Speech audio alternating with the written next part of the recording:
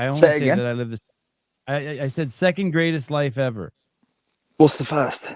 I don't know. I just don't want to be too cocky. You know Yeah, what but I know Just- what you mean. Like, there's no such thing as like a 10. Do you know what I mean? Oh, that's what Hiller's always trying to explain that to me. Explain that to me. Why isn't there a 10? Tell me.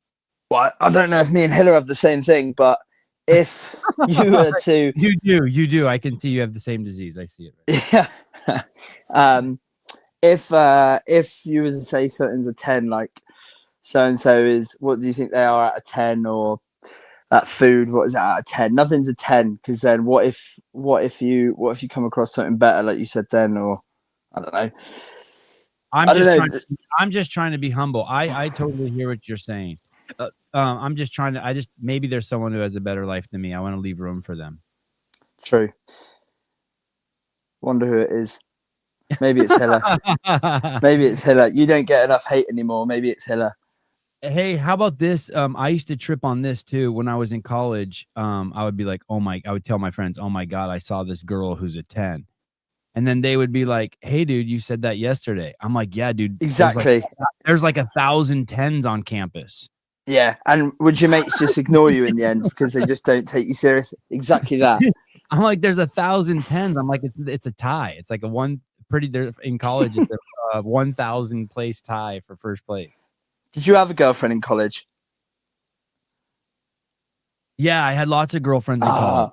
Oh, here we go. Of course you did. I was going to say, Yeah. if you said no, I'd say it makes sense now from you saying No, lots of girlfriends. And my girlfriends, that was always kind of a weird thing too, because most people just have one girlfriend. But like, I wanted lots of girlfriends. You know what I mean? Like, I wanted like, yeah, you're a stud. Well, I just wanted like 6 intimate relationships. I wanted like I like you and I like you. Oh, like you've got them all going on at the same time. Yes. Yeah, you are a stud, or you were like a harem. I used to say I had a harem. Yeah. See, yeah, I never got that. I never got that at all. So I tell my mates that I was like that, but I wasn't like that at all. I always just figured you just had to be honest. Like, you just really try not to like lie about it. You know what I mean? And just see what happens. Because, you know, most people, like, if you lie about it, it's cheating. But if like you're upfront about it, it's kind of like you're as long as you're both on the same page, right? Yeah, well, they're never on the same page, but it's like trying to put what is it, like a circle into a square peg. Yeah. Okay. And then they would be like, hey, would you care if I had other boyfriends? I'm like, yeah, completely unacceptable. Like, yeah, that's ridiculous. Yeah. And then they would be like, hey, that's the double standard. I'd be like, yeah, I know. I'm not stupid. Yeah, that was never like that for me in school. I was a little bit of a late developer, so all the girls would just think I'm cute, and then I'd ask them, "What do you mean by cute? Like baby brother cute, or like cute like that guy's cute?" And they'd always say baby brother. Always say baby brother. So I never had that through school. But I was probably more their best mates. Harry, it was like that for me too. That's why it seemed ridiculous. Like I've never gone into a bar. I never got to have and meet a girl. I never got to have a one night stand. I mean, I'm 5'5". I was 140 pounds, 135 pounds soaking wet. And so like, if I could get a girl to be attracted to me, it's like, it take like a year, you know? Yeah. And it's no fucking way I'm letting go. This one night shit is just bullshit. Like, I worked so hard to see your boobs, and now I'm going to quit after no. I don't fuck. I like you. I like you. You don't understand. I like you. Nice. Hey, I want to play this post for the people at home. You are beyond cool. Here we go.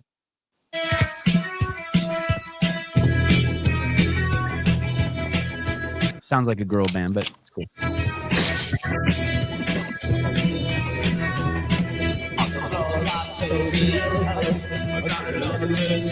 Oh wait, is this it? Is this the one where you do the? Oh shit! I have the wrong one. How the fuck did that happen? Yeah. Well. Wait, no, not this one.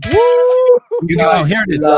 Oh, this I actually started doing this one before the games, but I lost track of the days. They all merged into one, and I messed it up. My admin was poor, so I am sorry. But as old mother, my admin was poor. Yeah, admin.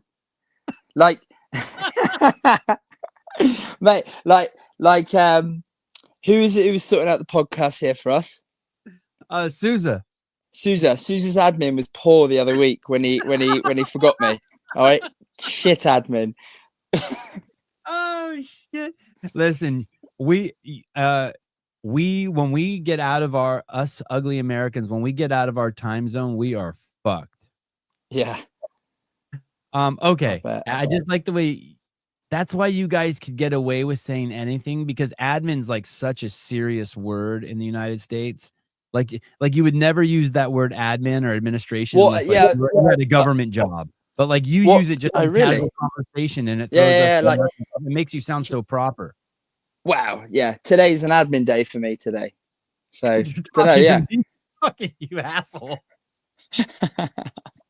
Hubbard would say it's a shame to go to waste, and I thought let's walk you through a week of the CrossFit Games. Now, I don't want to be wet or anything, but I do think check-in is one of the coolest. What does that mean? I don't want to be wet or anything. What's that? How's that? So if you're a bit, do you know what? This is the best thing is the English slang, and then you Americans hearing it and just don't know what the fuck we're talking about. Yeah, and it's the same as like, you have to know we love it. We're like, shit, we got to get in on this. This is the thing, right? So like, part of our culture, we're quite happy to like take the piss out of obviously each other, but also ourselves. So like, I don't take myself too seriously because I'll just take the piss out of myself before someone else does. When I said take the piss, just like taking the mick out of each other, just calling each other jokes. But being wet would be like being soppy. Like half of Instagram is these days. Being sappy, soppy. Okay. Wet, soppy. Like quite fragile and mopey. Or is okay. Do you know what I mean? Like, like someone could be like, I don't know, join me for a day of check-in and go through all the, I don't know, just come across quite fragile and stuff. So I'm like, not to sound fragile, but it is quite cool. So I've let my guard down there. I'm like, right, back to taking the mick out of me, or so. I don't know. Look at Jorge Fernandez in the comments. He's trying to assimilate. He says, cheeky mate. Oh, there you go. Yeah. Where can I see? Can I see that on here? On this. Yeah. I'm on there. I'm on there. Okay, here we go. Things about the games. It's a moment where you can really stop and just take in what cheese year. Enough of that. Swiftly moving on to the only clip I've got me in front pack, and then by the second lap, they absolutely ditched me. But we made it into that top heat, which is exactly where we wanted to be throughout the whole weekend. Stand by. You were in the top heat the entire weekend? Dude, come on. Don't do that to me. You were buzzing when I was coming off the floor. Yeah, I mean, I was, when I was sorry, you were actually like, Harry, out the way. I want to get to Dan and I want to get to Jason. That's all right. I'll move. I was buzzing when I met your dad and your brother. Did you actually? Yeah. I went, someone goes, I go, who are those guys dressed as bumblebees? And they said, oh, those are, that's a native outfit from Harry's. Native, yeah. Village in wherever in the United Kingdom. And I was like, are you kidding me? So I went over there and I met your dad and I shook his big old crazy mitt. Talk about the handshake. Did he like pull you in or no? I was down low, and he was up high. Like he had a front row seat and I was just in that kind of that well. And I went over and I shook his hand and your brother's hand. They had the greatest vibe, dude. Dave came up and spoke to him as well, and he will not stop talking about it. Like, he absolutely loved it. But yeah, they were there all weekend. I'd like to say they had a different shirt each day, but I think it was the same one every single day. Your dad had the demeanor that like he was sitting at like an auction, like buying like cattle. Like, do you know what I mean? He was just like, taking it all in. I mean, classic farmer. He didn't even look like he was at a sporting event. Yes, is that what he is? A farmer? Yeah, he was a farmer before, so that's quite a funny analogy there.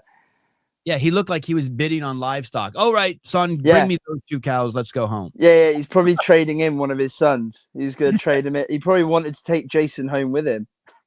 And your brother was so proud. He was like, yeah, bless him. Yeah, he was glowing.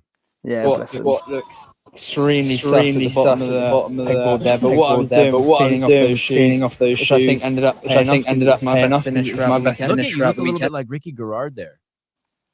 Is that a compliment? Yeah, I think so. I think he's like he's the most likely to be like on an underwear model or something. Do you think? Yeah, Ricky. No, I thought you meant me as well. Oh yeah, you could be too. A guy, I think guys like Ricky because he's good looking, but he's also like tough looking. Do you know what I mean? Like he looks like like rugged, weathered, but also like still sexy. You know what I mean? Yeah. Okay. He lasts more than 2 minutes. You know what I mean? He's got like that. Mate, if you think I look like Ricky, I'm taking this all on board. You carry on. Yeah. Bloody hell, mate, change the record. You have to keep putting sliding everywhere. This event actually started with an event buying, just trying to get top off. Here's a cool little clip. Looks like I got the nod and the crap from Boz himself. Have a look at that. Feels like I'm doing a review of every single workout, but reality is I'm running out of videos. We'll close up videos I've got Sunday. Nice and Ricky introduced his grand. Last event, then it's time to play harder and get Coach L to admit that I'm his 11th favourite athlete at CrossFit Games this year. You guys love. Brilliant post. Like it? Yeah, your Instagram's so good. Do you did you write that yourself? Yeah. Just freestyle it, or do you write it out? No, I so like leading up to the games, I did a couple like a little talkover series like that, and it was just all off the top of my head, rolling off the tongue. There was a couple of takes, but had like sort of an idea, and I know, just try and chat it over like I'm chatting to you right now. Yeah, well, it came across like you had ChatGPT do it. It was perfect. Bad echo. Sorry, guys. Sorry. That's from yesterday. I think I fixed that. Sorry about that. I ruined Harry's art. Couldn't understand any of that. Oh, man. Sorry. It was good. I'm telling you, it's good. It's over on his Instagram. It's a post from 2 weeks ago. How about now? Is the audio shite now? Or are you just behind a few seconds? Someone get the admin here to fix the cheeky echo. That's good. That's good chat, we'd say. I want to talk to you about some of those workouts that you talked about, but I want to go back to you grew up on a farm? No, like my family's like from an agricultural background, and my sort of both sides of my family. But when I was growing up, we just had like a little small holding, so like a small farm with a few cows and stuff, but nothing big. So I'd never classify myself as a farmer or anything. But yeah, like I said, my dad was a farmer, and then he had to give up the farm just before I was born. So we did a little bit as we were growing up. But I'm not like a European Colton or anything like that. Like I don't work 30-hour weeks and more farming. Could you hold on a second? I have to do some admin. Clock cutter, you fucking cunt. Yesterday, Sevon confessed to banning people, presumably Weed and Lang. He wouldn't say why, but said that if we knew why, we would have done it too. He did not reply to my quick BS. Listen, you fucking asshole. I fucking pulled it up and acknowledged that you said that. You are a fucking world-class prick. Now shut the fuck up and enjoy the fucking interview. Poor. Hold on, what's the context there? Sorry. Oh, it was I just thought every once in a while I like to pick the energy up. So I like to, you know what I mean? Read a comment that's like kind of abstract. Yeah. And that, you know, I can pretend like I'm triggered just to like really. Nice. You know what I mean? Yeah. I like the drama. It's a storytelling tool. You know what I mean? Yeah. I like you said cunt. Like not a lot of people over there say it. Oh yeah. Everything's fair game. It's just words. It's just air coming out of my mouth and my tongue and my throat, bending it to make sounds that therefore signal other animals on the planet. Yeah. Of some significance. You know what I mean? Like, just yeah, fun. You are a fucking animal. That's for sure. Yeah. Thank you. Yes. You should see me in the bedroom. Man, I'm getting mixed messages now. I thought you were into girls. I thought you were into girls that were 10s. When you say agriculture, crops, food, like crops? or more Well, crops than animals? agriculture is farming. But my family used to. Well, they still do. Like my uncle and that, they still farm beef cows. Could you milk a cow? Did you ever milk a cow? No. Like I said, that's dairy. We had type of cow called Charolais, which is a breed of cow, which is predominantly for meat. You wouldn't milk them.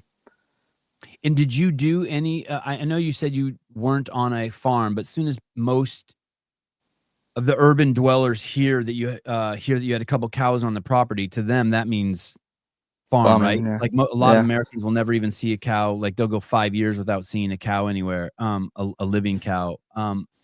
Did you do a lot of manual labor and stuff? Like, did you do stuff like did you always get up early in the morning and you had to do stuff like water them or pick up shit or shovel stuff? No, not like early morning, but it'd be like help dad out where it needs to. So like, it wasn't like forced to do it, but we definitely had to like help him out with things. Like I can remember being quite young, and I don't know, we've got to move cows from field to field, and then something's gone wrong, and he would rely on like me or George, like fucking sprinting across fields and jumping over hedges to try and catch up with them and stuff like that.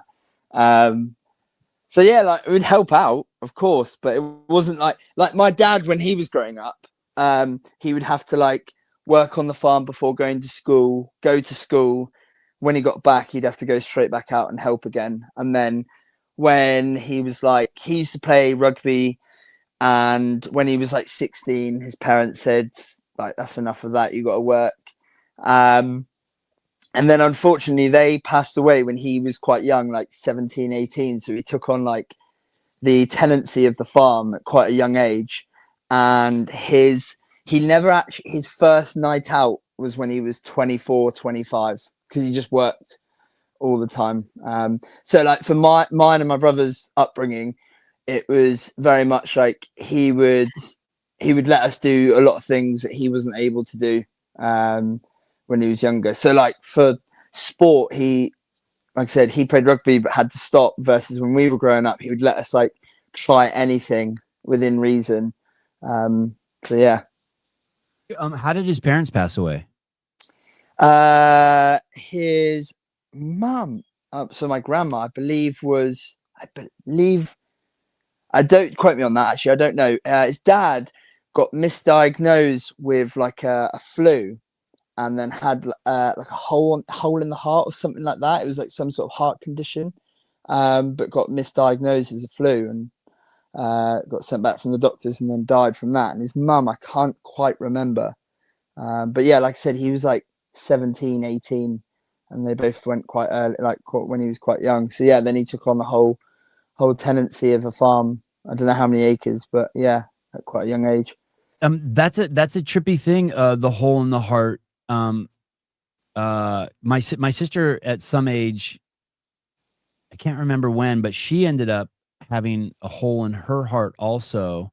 And isn't that amazing? You live that long, and then all of a sudden the hole becomes an issue. You live that long with a hole, and then all of a sudden it becomes an issue without even knowing. And then yeah. I think what happened with my sister, I think my sister was, she was smoking and she was on birth control. And I guess when you're on birth control and you smoke, it causes clotting of the blood cells. And one of the clots went through the hole and then up to her neck, and she had a stroke. Thank God. Wow. And then immediately she got off of birth control and stopped smoking. And thank God they got her to the hospital in time. She ended up being fine. But she couldn't talk for a couple of days from the stroke. That's terrible. Yeah. Like I said, I think for my granddad, he was like really ill and had like flu-like symptoms, and he went to the doctors about it, and they just like, this is, I don't know, bloody like 40 years ago, but went to the doctors about it, and they just said he had like a common flu, and then he died. And how did your dad meet your mom if he was always on the farm? So like I said, he took over the tenancy, worked a lot, and then down it, like in the UK, there will be like, you know, like when you're at college and stuff, you might have like different associations, like a fucking, like, I'm sure you were Like probably Save into Ukraine, like Save Ukraine or Black Lives Matter or yeah, I was gonna say like you were or probably in the Gays for chess club. Palestine. Yeah, I'm not even going down this route, so don't even try and bait me in.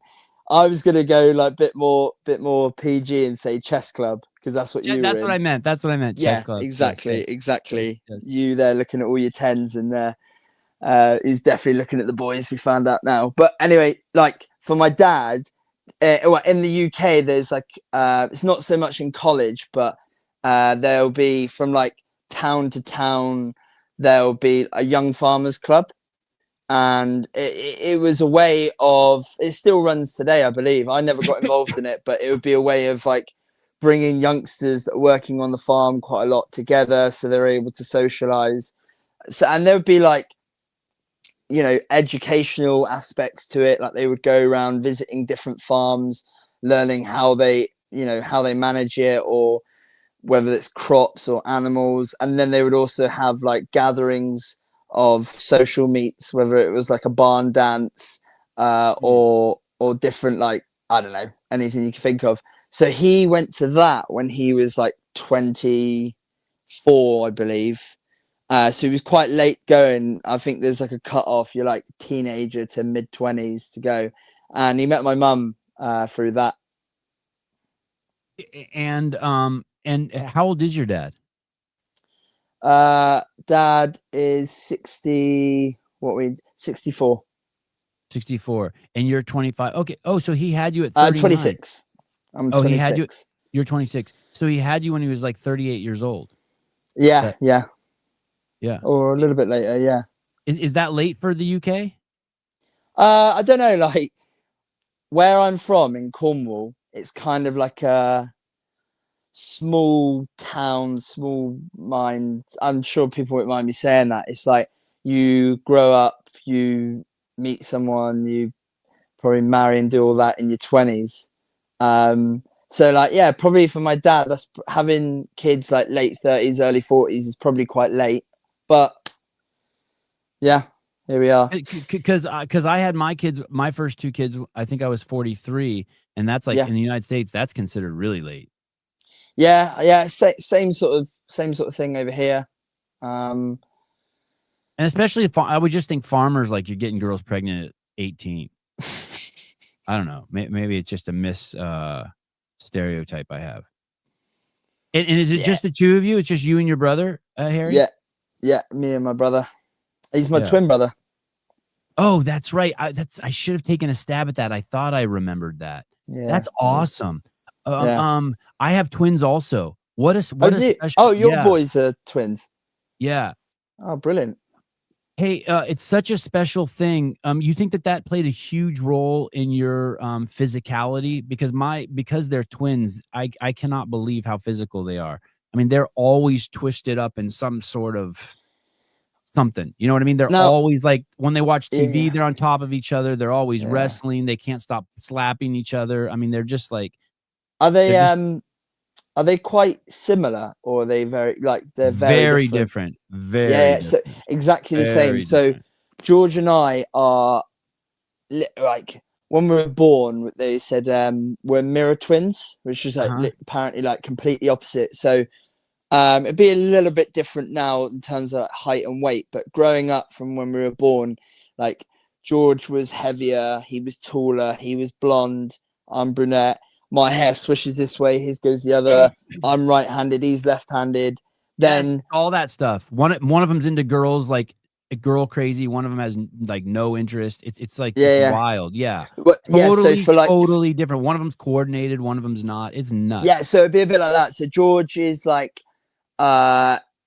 he's ugly and he's not very funny, versus like I've got both of those. He was very funny. Oh, don't say that. No, but he's like a little bit more academic during school, versus I was like more practical and sporty. And he does like his sport, but he's probably not as competitive as I am. So yeah, but like we would definitely like, just same as your boys, like probably be at it with each other, and we were competitive with each other. But then as we sort of grew into our skin a little bit more, we just became two different personalities, got different friendship groups, and yeah, sort of go from there. You know, another thing I noticed, they're more happy when their twin makes an accomplishment than when they make an accomplishment. Do you think? It's wild, man. They get like whenever they do something, they do a lot of great things. They're very dedicated, disciplined boys, and so they do. But anytime any of them gets an accolade or gets an advancement, whether it's in martial arts or tennis or in academia, they're like so happy for the other one. They're happy when they do it, but if the other one does it, they completely like they glow and they go and grab their brother and squeeze him. As opposed to being jealous, they have no jealousy between each other. It's a trip. Yeah, it's the funny thing is, like, everybody asks, like, do you know, like, something like that, like, between a set of twins, and like, I don't know, someone will ask, like, oh, can you tell when George is like really down or something, like emotionally or whatever? I'm like, to me, he's just a brother. So I would almost ask, what does everybody else think when their other siblings are feeling like that? So I don't notice it, but I agree in that to an extent, because like George will he never actually came to one of my CrossFit comps until last year when I qualified for the games. And yeah, he's just so excited and so stoked about it. And it's the same for me. Like George, he like is still like finding his feet and finding, like, trying to he keeps changing what he wants to do. Like 1 minute he's just changing profession all the time. And I'm always happy, really, really happy for him when he goes into something, you know. But I almost think like everyone's like that with their brother and sister, depending on how good their relationship is. I don't know. There's something different about you twins. I also noticed the way they watch each other. It's like they're literally watching their mirror. It's almost like it's like, you know, you look in the mirror and you see yourself. I feel like twins have that, and then you know how like we mirror each other when we talk, like we're cueing off of each other's facial gestures, and if someone reaches to shake your hand, you mirror them and all that mirroring. But with twins, it's like on a whole nother level, and I guess it's hard for you to know because it's just who you are. Right. Yeah. Okay. Yeah. We don't know any different. Yeah. Are you drinking out of like a chemistry beaker? Nah, like a beaker. No, it's like a plastic. Well, yeah, it looks like it's like a plastic pint glass. Is that some sort of creatine in there? Nah, it's the juice. Oh, juice. Okay. It's the squash. Have you met Ian from the CrossFit media stuff? Yes. I used to work with Ian for many years. I thought so. Yeah, very talented guy. Extremely great guy. Yeah, he came over and filmed Road to the Games, and he'd never heard of like squash or juice at all. Yeah, I've never heard of squash either. What is that? What berry is that? It's like squash is like a term used for, you could have orange squash. I've got cherries and berries squash right now. And you like you dilute it with water, so you have flavored water. But he was like mind boggled, like, we don't have this in the States. So I had to take his virginity there and give him one. But yeah, because it's not a thing over there. Every time I go, it's not like, unless you go, I've noticed if you go in and you find like an Irish section, there might be like little bottles, or you can get like squirty electrolytes over there or something. But what is it? It's a concentrated juice. Yeah. And so you have a cup of water and you just put a little bit in it. Yeah, literally, I'm gonna get the bottle. The only thing I can think of that I've done that with is sometimes you'll get like unsweetened cranberry juice. Yeah. I remember I used to drink that in college, and it was really concentrated. So concentrated, yeah. And I would just put a little bit in water. Yeah, so like, this is like I don't know if you can see me. It's like 1.5 liters of squash, and yeah, you'd put a tiny bit in. I'd put a tiny bit in the cup there and fill the rest up with water.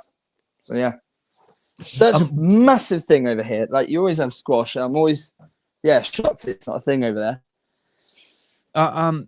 So growing up, you said your dad would let you play sports. Clearly you played rugby. What other sports did you do? So I did. We tried the first thing was probably swimming, but I'm like not a great swimmer now. It was more like you know, like every parent probably wants their children to be able to swim. They wouldn't want to be in a scenario, right? Yep. So like dad was very big on that when we were really, really young. So we used to do that like twice a week. And then I stopped doing that when I was young, tried football, tennis. When you say as in football, like you mean soccer? soccer. Yeah, Okay. soccer. Yeah, soccer, tennis, cricket. Trying to think of anything else. Did you Like, play all of these organized, Harry? well, it would be like, so I had friends when I was in school, I had friends that would do all of it at the same time. So they'd have like 3 different sports to do over a week and then be competing twice over the weekend. When I was like a little bit like, tried football for a couple of years, like swam for a few years, moved on, like tried tennis for a couple months, only tried tennis for a couple months, football for a couple of years. So it was kind of like that. There was always like sort of one on the go, but in like a same as I imagine in the States, like the school curriculum over here, you have like physical education and you'll spend like several months doing rugby from September to like October, November. Then you'll try different sports, volleyball, I don't know, and it kind of like rotates like that. So we did a lot of sport in school. And then when I was about 10 or 11, I'd wanted to try rugby for so long, but we didn't really have a club very accessible to us until we moved. Maybe I was actually a little bit older. Maybe I was like 12. Yeah, maybe 12 and started playing rugby, which is quite late for a lot of guys that I played with. They sort of done it from 5 years old up. And that kind of grew into my sport. So I played, like, it's funny when they talk about me and he's a rugby player and all that, like they pump me up like I'm like professional, but I wasn't like that high a standard. I played like national level in the UK for like my local club, which was good. And then like county, so like a state age group stuff. And then yeah, like that's kind of when I like found CrossFit when I was like 18. I was like training for rugby, and one of my friends was sort of saying like, I found this really, really cool thing. Come give it a try. And I thought it. Were you in high school? I would have been in sixth form, which is like just before like university, college. Okay. So I guess high school still, yeah. Okay. Yeah, it was around that sort of age. That's when I sort of found it. But I'd started training or doing something within like a gym environment from the age of like 13 upwards. We had when we were playing rugby, we had a lad in my team whose brother was a personal trainer, and he just wanted to sort of educate youngsters on the proper way of training rather than like throwing yourself in there and doing a fucking max bench press at 14 years old. Like we did like a lot of high volume.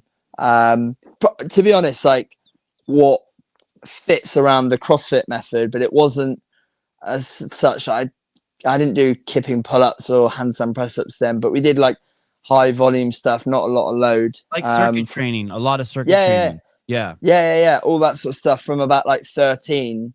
So like that I think gets missed out quite a lot. In my sort of story is that I had like quite a big training background from such a young age, which probably helped quite a lot to develop into like the games athlete that I am now. So were you a standout in the gym, or were you a standout in the rugby team? Like, did you play well? Did you start and did you notice that you were stronger or you could go longer than the other boys? I think I like one of my best mates is like he could touch any sport and he was unreal. Like he was like a legit athlete, or the talent that he had was incredible. I don't know if I was necessarily always the most talented person around.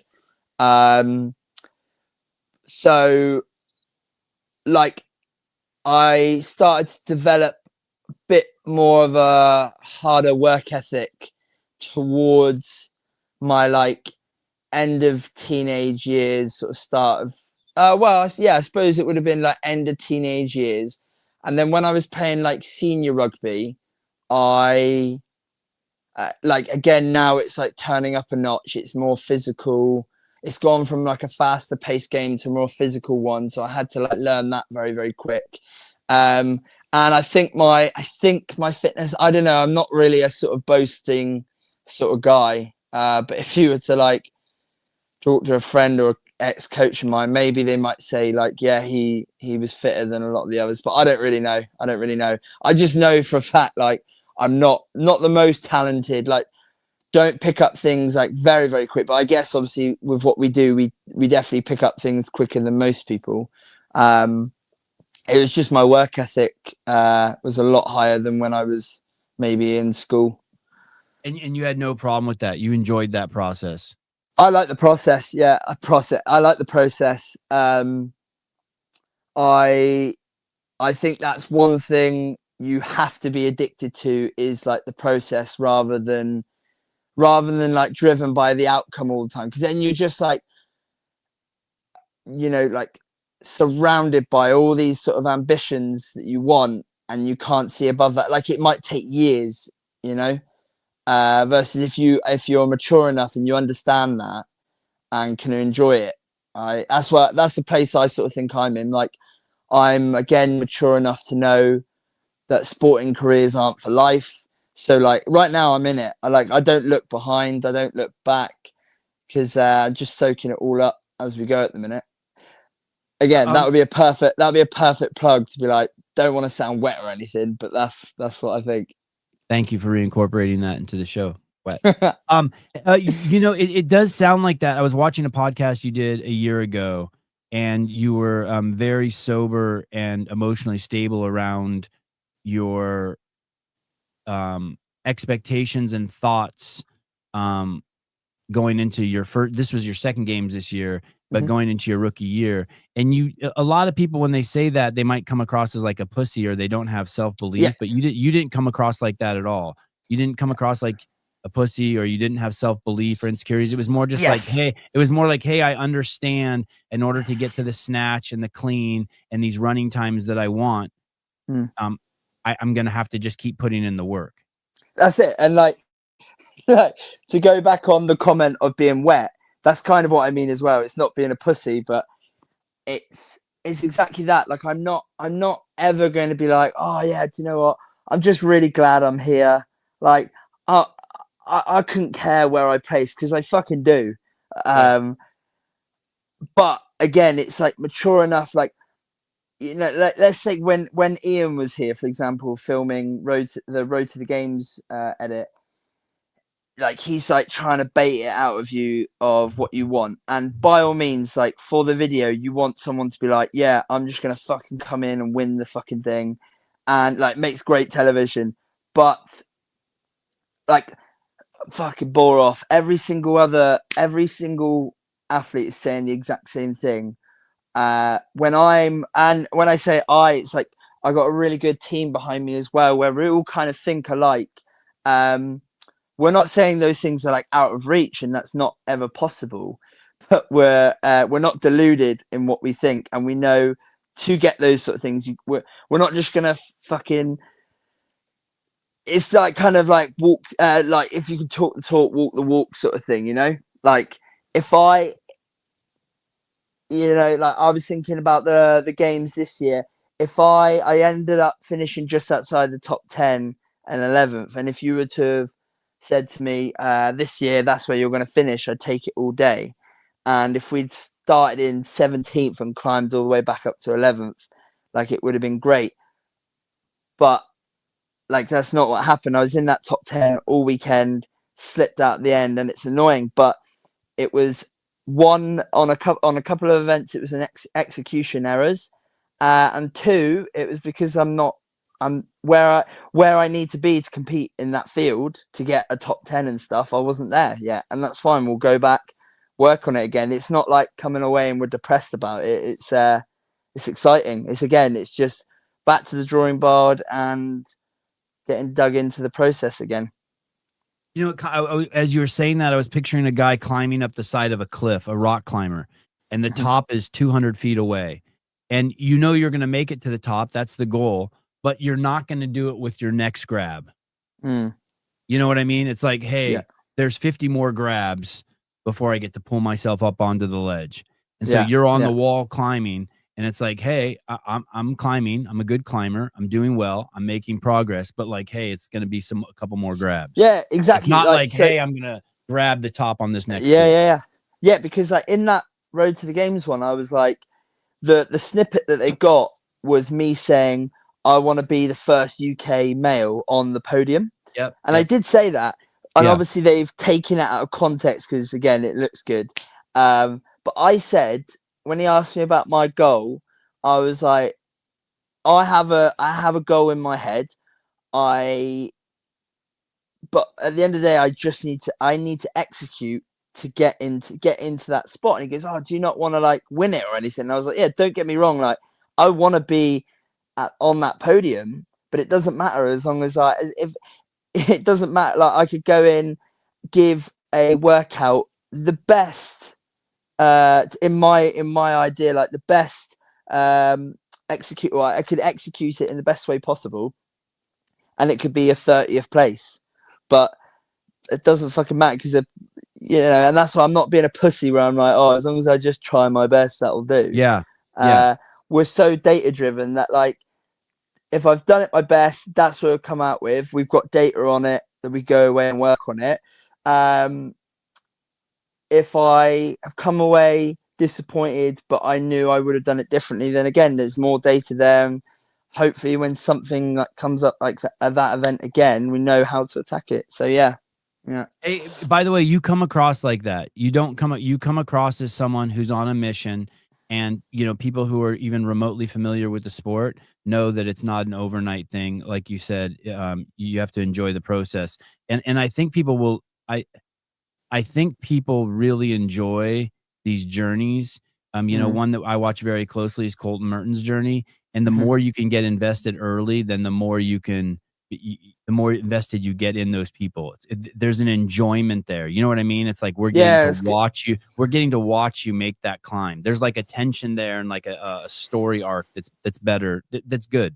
I don't want to say that's better, cool, but it's and great. I appreciate hearing that because like I really feel off the back of this games like I've gained a lot of momentum in actual like support and following, like quite literally to the how it sounds rather than what an Instagram number says. Like, people actually hearing your story a little bit more and also getting to know like the character, like, like some of these people, these athletes that you all look up to, they are just people as well. And if they're, if they get to actually see your character and who you are, it's it can be even better. So I'm really I really feel like off the back of this year, I've gained a bit of momentum there, and people have got a little bit of a outlook on what I'm like and whatnot.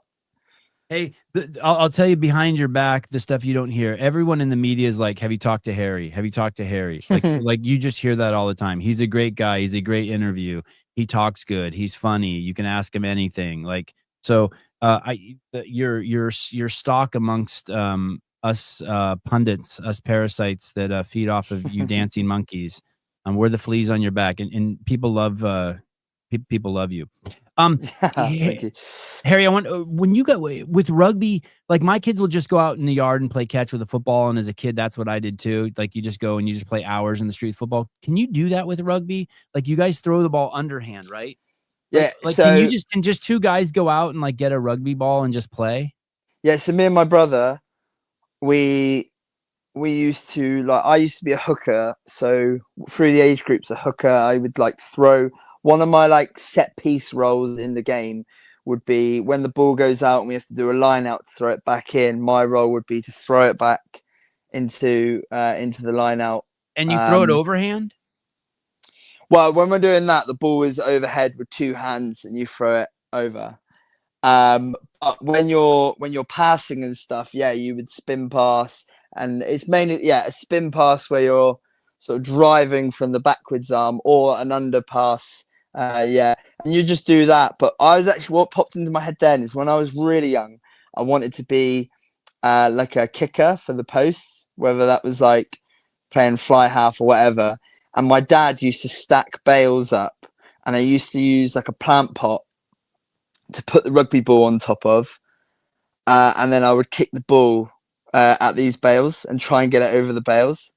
And like there's a famous fly half from the UK called Johnny Wilkinson, who like in his book talks about his like perseverance with working on his accuracy, and he would like drop kick this ball and try and hit this street lamp all the time. So yeah, I used to like read that and think, yeah, I'm going to go out and do that and kick balls at bales, but I never was a kicker. I was too shit at that. But two boys will just get a ball and just go outside and play with it for hours. Yeah. Throw around, yeah, kick it, all sorts. Yeah, definitely. Harry's road to the games was one of the best. There you go. There you go. Hey, who's your coach? Mike Allen from AOD Fitness. I've actually got something funny to bring up with you. Oh, please bring it up. I think I said something about this guy. Tell me the story. I kind of forget. But then I met him on the sidelines, and he grabbed me. He's like, "Hey." I think you pulled up a photo. I don't know why. Oh yes, we were ogling his wife. Yeah, that's his wife. It. Yeah, his girlfriend. Yes. Yeah, and they were like, she was like in a bikini or something. Yeah, that's right. Go on then. Whilst you're on this podcast, give her a rating out of 10. Her? Yeah, a 10. Without a 10 straight away. Yes, in my mind. Yeah, she's a 10. Yeah. There you go. I'll get this clip and send it to her. You know what's funny too is we talk on this podcast and we don't see these people and we're so brave behind our computers, and then someone like that, I'm just in the middle of filming, I'm on the sidelines, and this guy comes up to me, "You're ogling my wife," or he says something like that. And I look, and I'm looking right at his belly button. I'm like, "Oh fuck." And he puts his arm around me. I'm like, "Oh Jesus." And I look up and he's smiling. I'm like, "Thank God." Yeah, flashback to you in school talking about all the girls being 10s and their boyfriends coming after you. Yeah, it was he was a great guy. So that guy's your how did you meet him? So did you say Mike Allen? That's his name, Mike Allen? Yeah, Mike Allen. With an AOD. H? Are you saying H? Hallen? Mike Hallen? Allen. A. Allen. Yeah. Okay, Mike Allen. Okay. And then we're under the training program AOD Fitness. AED or AUD? AOD. And what's that stand for? Adapt or die. Adapt or die. I want to say this really quick.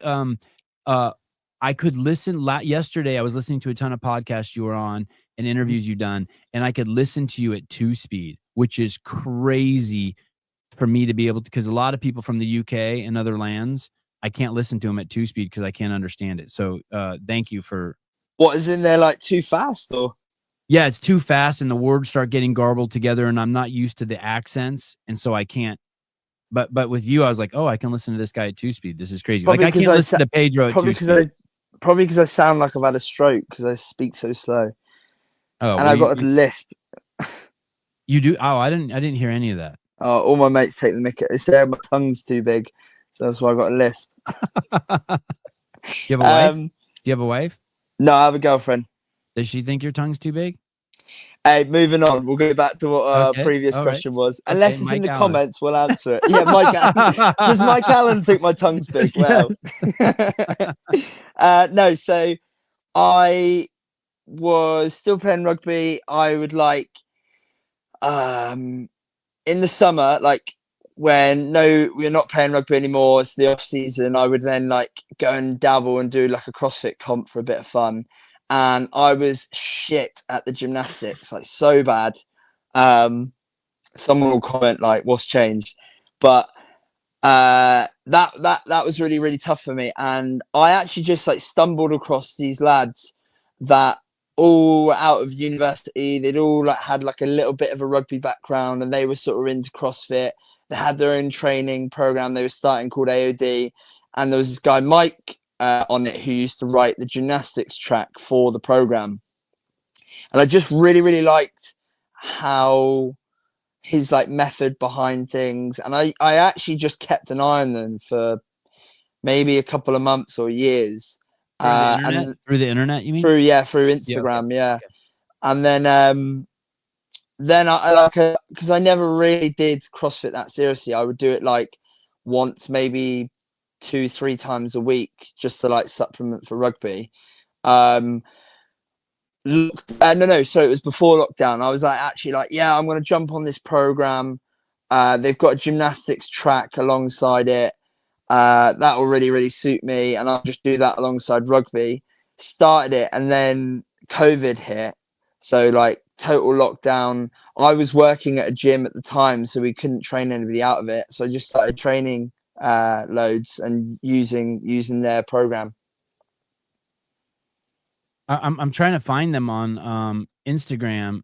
It's interesting. There's a handful of adapter diets. A very popular. If you go, so it'll be AOD. If you go on my profile, and then I should have it in my bio. It should be AOD Fitness, and then you can see it. Okay, I see it.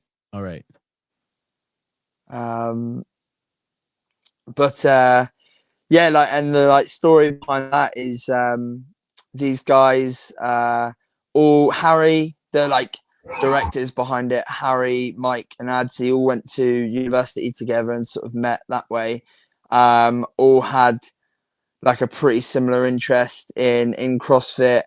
They went their separate ways, I believe, but all were kind of like umming and ahhing about starting a programming business together and eventually owning a gym together and whatnot. And then, yeah, the rest is history. We're like here. I don't know how many years on they are, but you know, they've had myself go twice. They've had a couple of masters go this year to the games. They've had team go twice to the games now.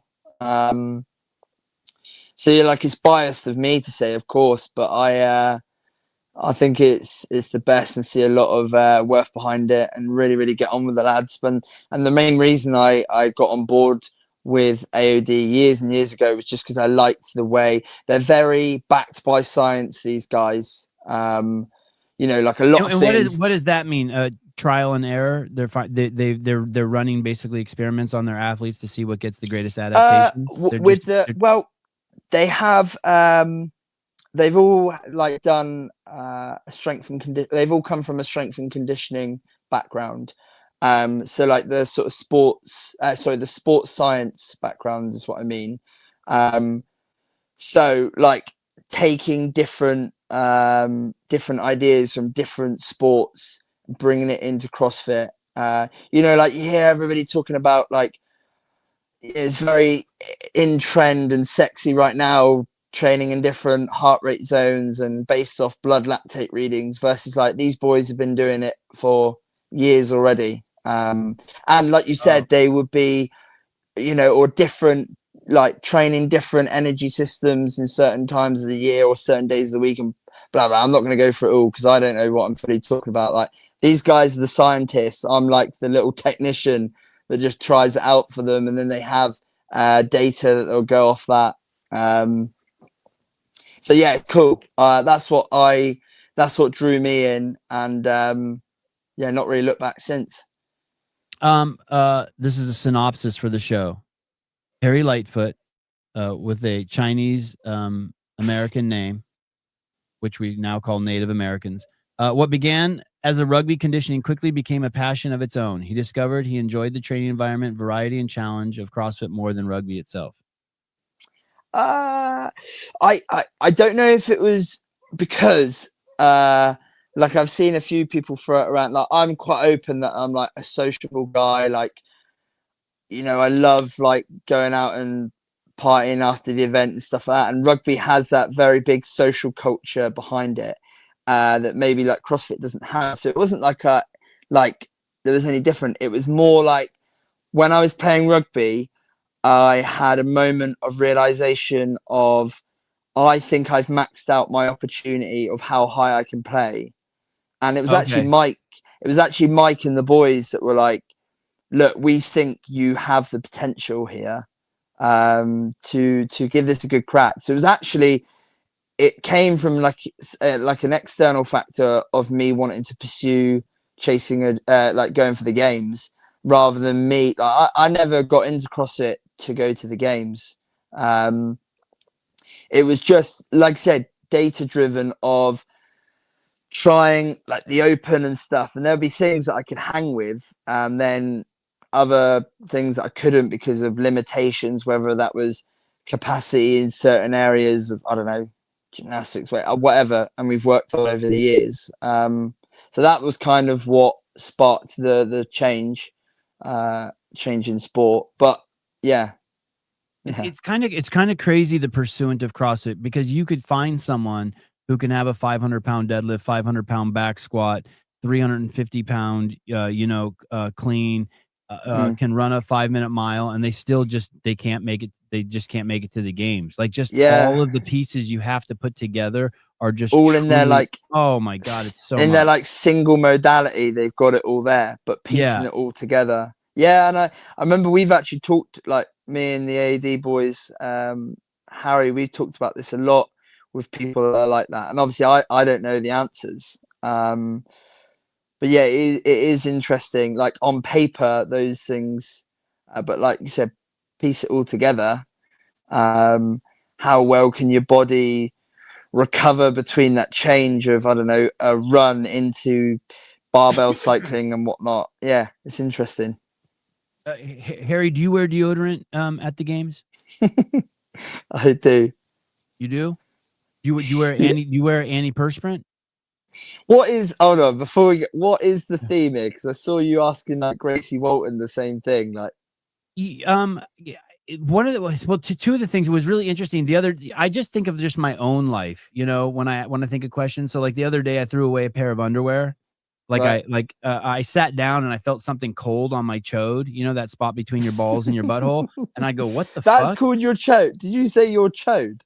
Chode, yeah. CHOAD, chode. A chode, if like I have a chode, is like a small little fat dick in the UK. Like, that's a chode. Yeah, we have that too. Yeah. Okay. Yeah, that too. Yeah. So I sat on my chode and I felt something cold there, and I lowered my underwear and I noticed I had a hole in my underwear. Oh yeah. So I threw my underwear away, and then I had Colton on, and I was like, I wonder when the last time he's thrown away a pair of underwear. So I asked him that, and it brought out the craziest story ever. He told me a story of basically driving home from a competition.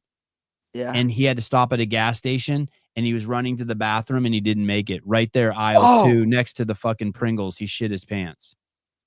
And he's a fully grown man. Yeah, Colton Mertens. Well, a half-grown man. Yeah. And so he tells the funniest story. I was crying, where he's in the bathroom basically naked because he has to throw all his clothes away.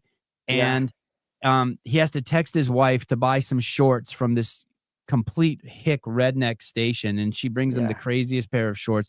Anyway, so and then I don't know what brought it on with me with Gracie Walton, but I think like I wore deodorant one day, and I could maybe like smell it when I was talking to her, and I just don't like deodorant. The thought of covering a portion of my body that's pushing out water with a product somehow doesn't sit well with me. Do you know what I mean? Like, I feel like, you know what I mean? Like, I should leave that open so that because my body's obviously doing that for a reason, right?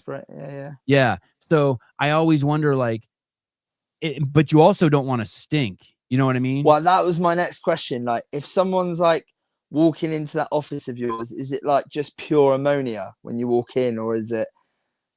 Honestly, I don't know, because my wife likes the way I smell, but once a month my mom will tell me I stink. Yeah. Sorry, dude. But a little bit of smell would be okay if it didn't mean for like a trade off for quicker recovery or something, right? Well, yeah. I mean, if you were to ask my mates, they'd probably say I'm a smelly little cunt. But I don't like smelling, so I wear roll on. I don't like the idea of spraying. I don't like sprays either. I don't like aerosols. I don't love spray. Yeah, I don't love aerosols, so I have roll on. But I don't like it because you think you're breathing some of it in, it's sticking on your lungs and shit. I haven't really thought into it that much. You're just not a fan of. I just don't like the idea. And what is it people say about metals coming out of the I don't know. I'm not even going to carry on that because I don't know what I'm talking about. I just prefer the idea of a roll on. Yeah, it's okay. We can you can talk about stuff you don't know yeah, about. We can explore it. This is a safe space. So I just always wonder that, like, if I was working out, I would never put on an antiperspirant, something that in my mind, I don't even know what I'm talking about, but I wouldn't want to put something on that covered this area that's pushing liquid out of my body to cool my body down. Honestly, like, I'm different. Where I just don't want to smell. Like, if do you if like someone... your wife wearing? Do you like your wife wearing? Like, I can't stand it if I smell makeup or perfume. I would much rather smell my wife's smell than any other. Then I don't want to smell any, like, I don't want to smell soap on her. But I really like. Yeah, I just like the way oh, you don't mind it? Okay. And she's a clean freak. She likes things tidy and like, yeah. I use the washing machine wrong, apparently, like things like that. But I was in the gym the other day, and someone came next to me, and like they were like, I could tell they were like just getting into running, and it was quite sweet. Look at this, everyone. He's just checking. I mean, I smell his already. armpits. I smell a little already. Exactly. I can't. Yeah. I'll be in. But if I was like that, is that weird? It makes me horny when I smell myself. That is, to be honest, mate. I don't think it's just that. I think you've done your damage already to why people think you're weird. So don't worry about that. The fact of getting horny over that, I think I might have to get off the show. But I won't look into your eyes anymore. Yeah, mate. You'll probably be eyeing up my armpits next time you see me. Yeah. But yeah, like, bless, like, this person, they were next to me, and they didn't have any deodorant. I just can't. The smell is horrible. I can't. I'd much rather wearing a deodorant or something. Yeah, a smell that I really, two smells that I really just don't like. Oh, I don't like the smell of poop. I don't like the smell of vomit, and I don't like the smell of dirty feet. I just cannot stand the smell of, like, that sour smell, like rotting milk shit. Those are the three things I'm like, wow, I got to move from here. All right, here's a weird one. If you like scratch, like, let's say you scratch your toes or something like that, scratch do you my then what? have a scratch your toes or your nuts or something? Yeah. We always have a sniff.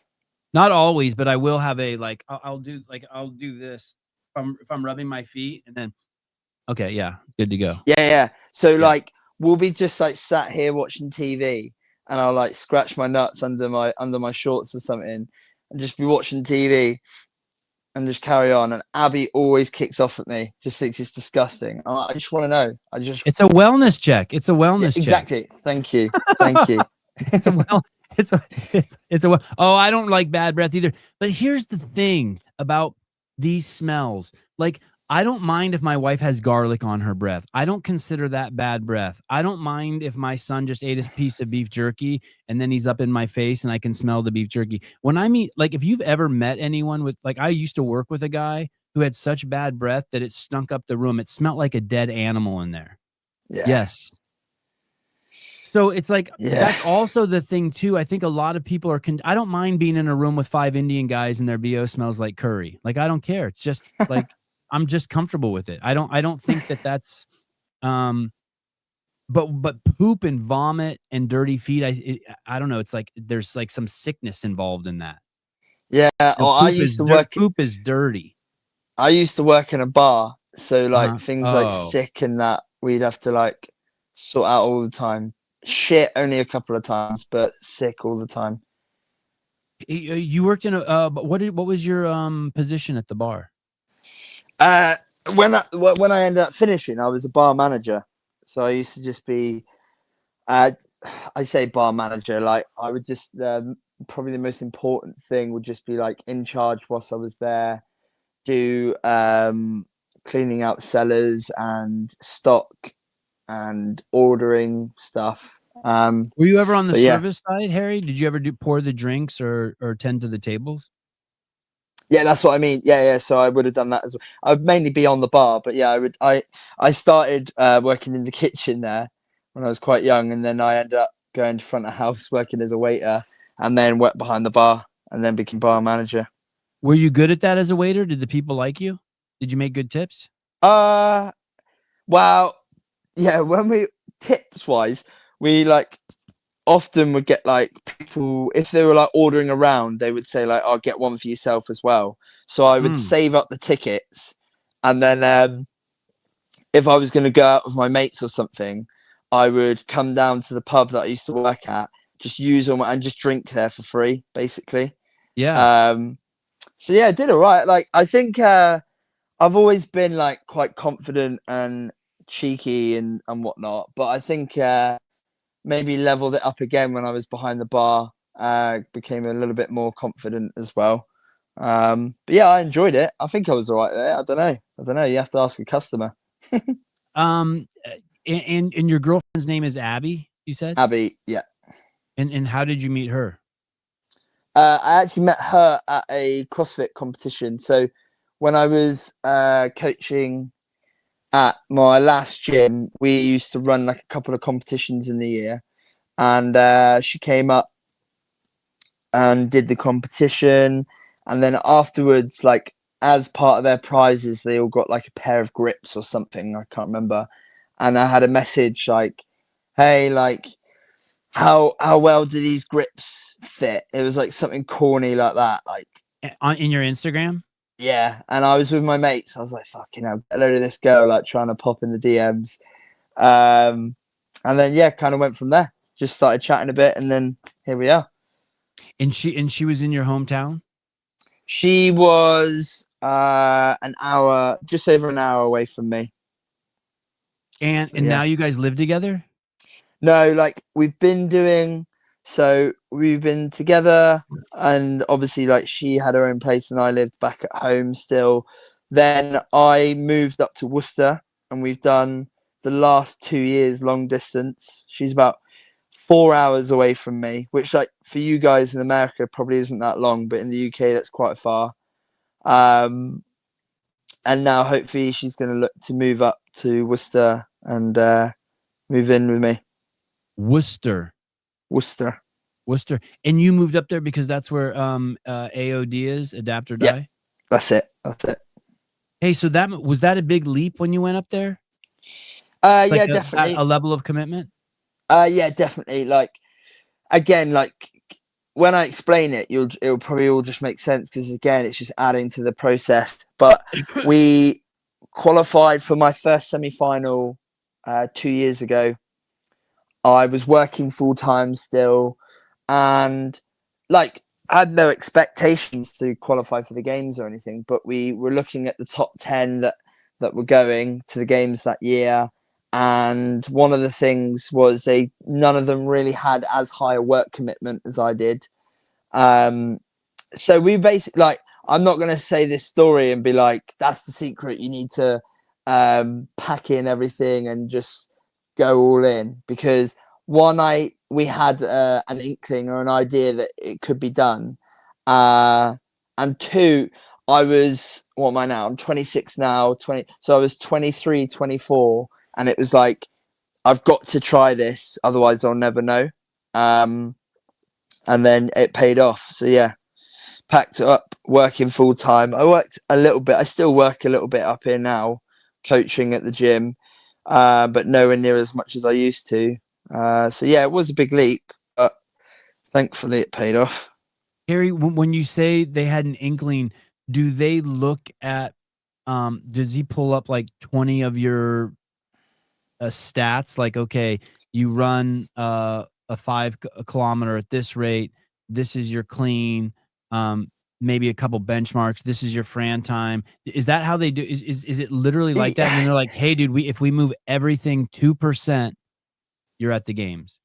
Yeah, it will be more like the progression I've made in such a short time has been so good that was obviously like a big indicator, like I can do that.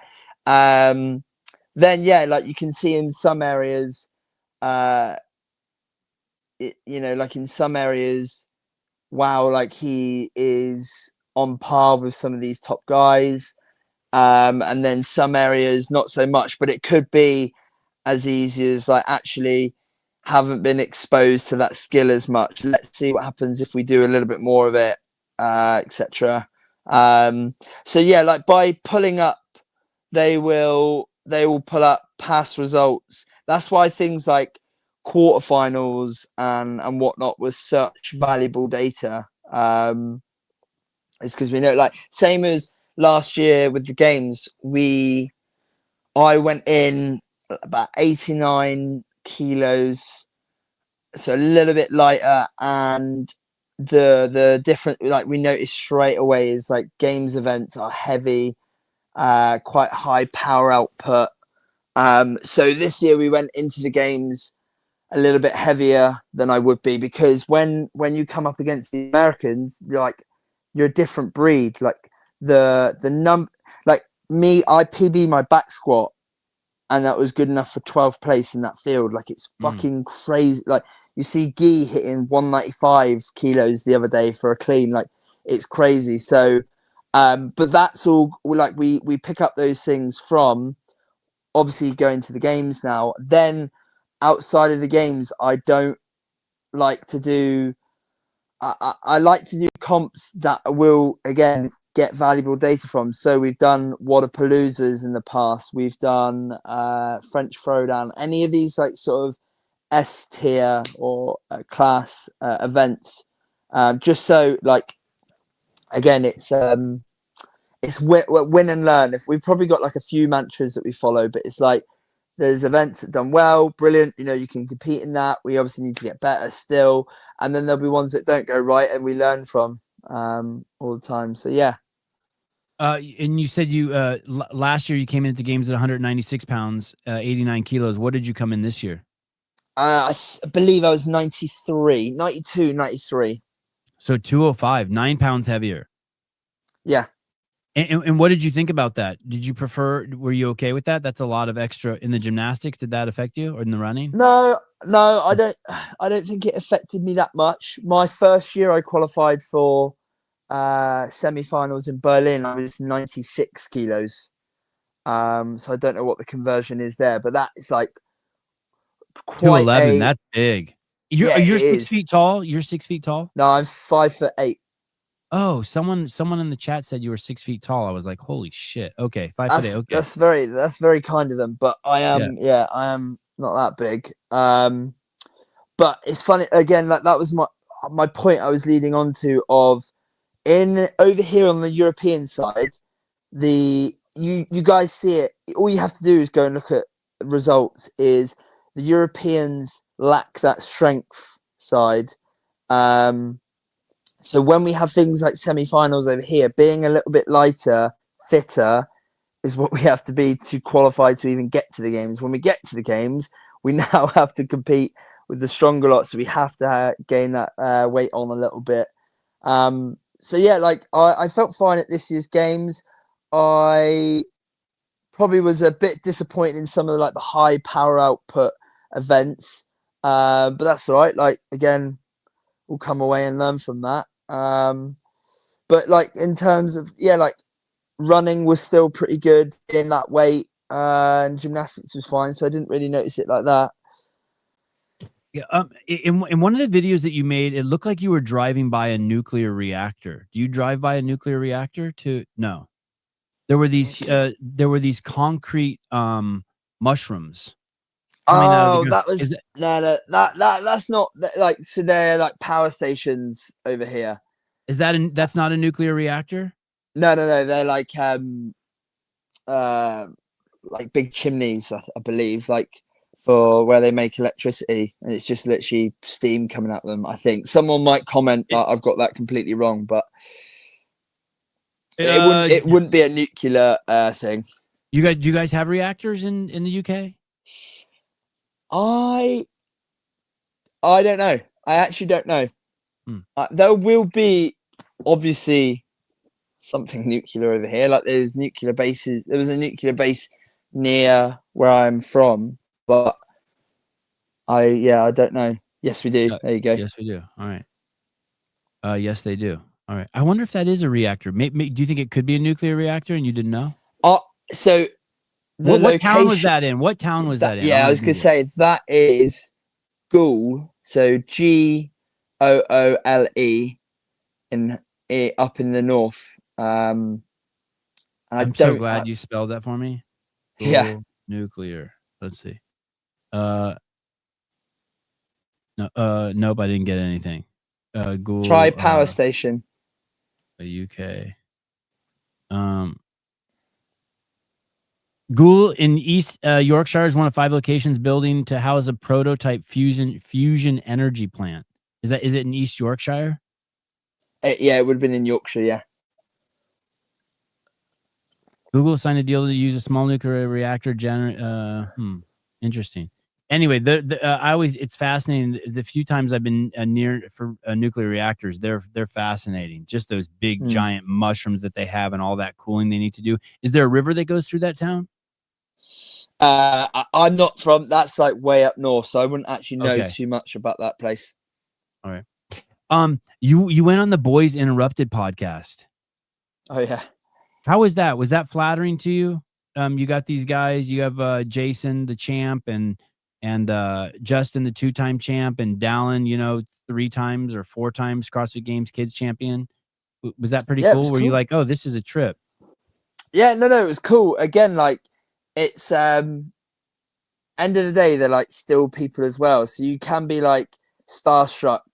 But yeah, no, like don't get me wrong, like it was really, really kind of them to get me on there, and it was good fun, and the sort of like way they did it was just like sit down on the sofa, chill, and chat shit, a little bit like we are now. So yeah, no, it was cool, and again, like almost like how the like cultural difference is like there. Like, again, like taking the piss out of each other, or like taking the mick out of each other in the UK is quite a normal thing, versus like I remember I think I said something about like we're all stepping on eggshells around Jason because he was like in a bad mood when he got on the podcast because he was late, and I could tell I was like, he's not loving this. The more I keep going on about it, he's not loving it.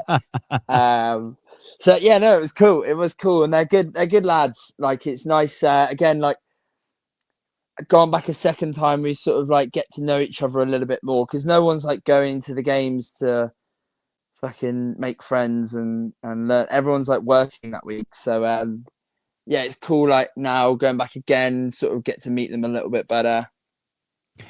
I would think it's like flattering.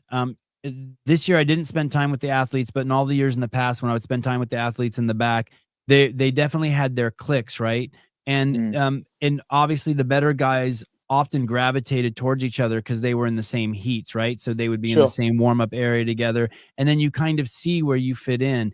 But I just took it as they sure as fuck weren't going to have you on if they didn't like you. You know what I mean? Yeah. So there's like a pretty big flattering component. Like, okay, it's like they were sniffing your, they saw you and they wanted to bring you in closer to sniff your butt. You know what I mean? Yeah, 100%. Like they're not going to. I said last year, like I qualified for the games last year. A lot of people from Europe now started we started chatting and getting closer. Then I've come again for a second year. Now a lot of people stateside have started chatting to me and getting closer. But like, I never judge a first encounter, because one, like I said, we're all there at the games. My first year, like people already know each other, and so they've got their own cliques. Like they're not going to waste time with some little rookie, some little fucking chode from the UK who's don't know if he's going to be coming back, but maybe like they've heard about me and whatnot, and like maybe he's a good character to get on. So yeah, no, definitely, and it is nice to have got to meet them a little bit better. What do you think of your attributes? Do you think being coachable is a strong point of yours or a weak point of yours? I would like to say strong point of mine.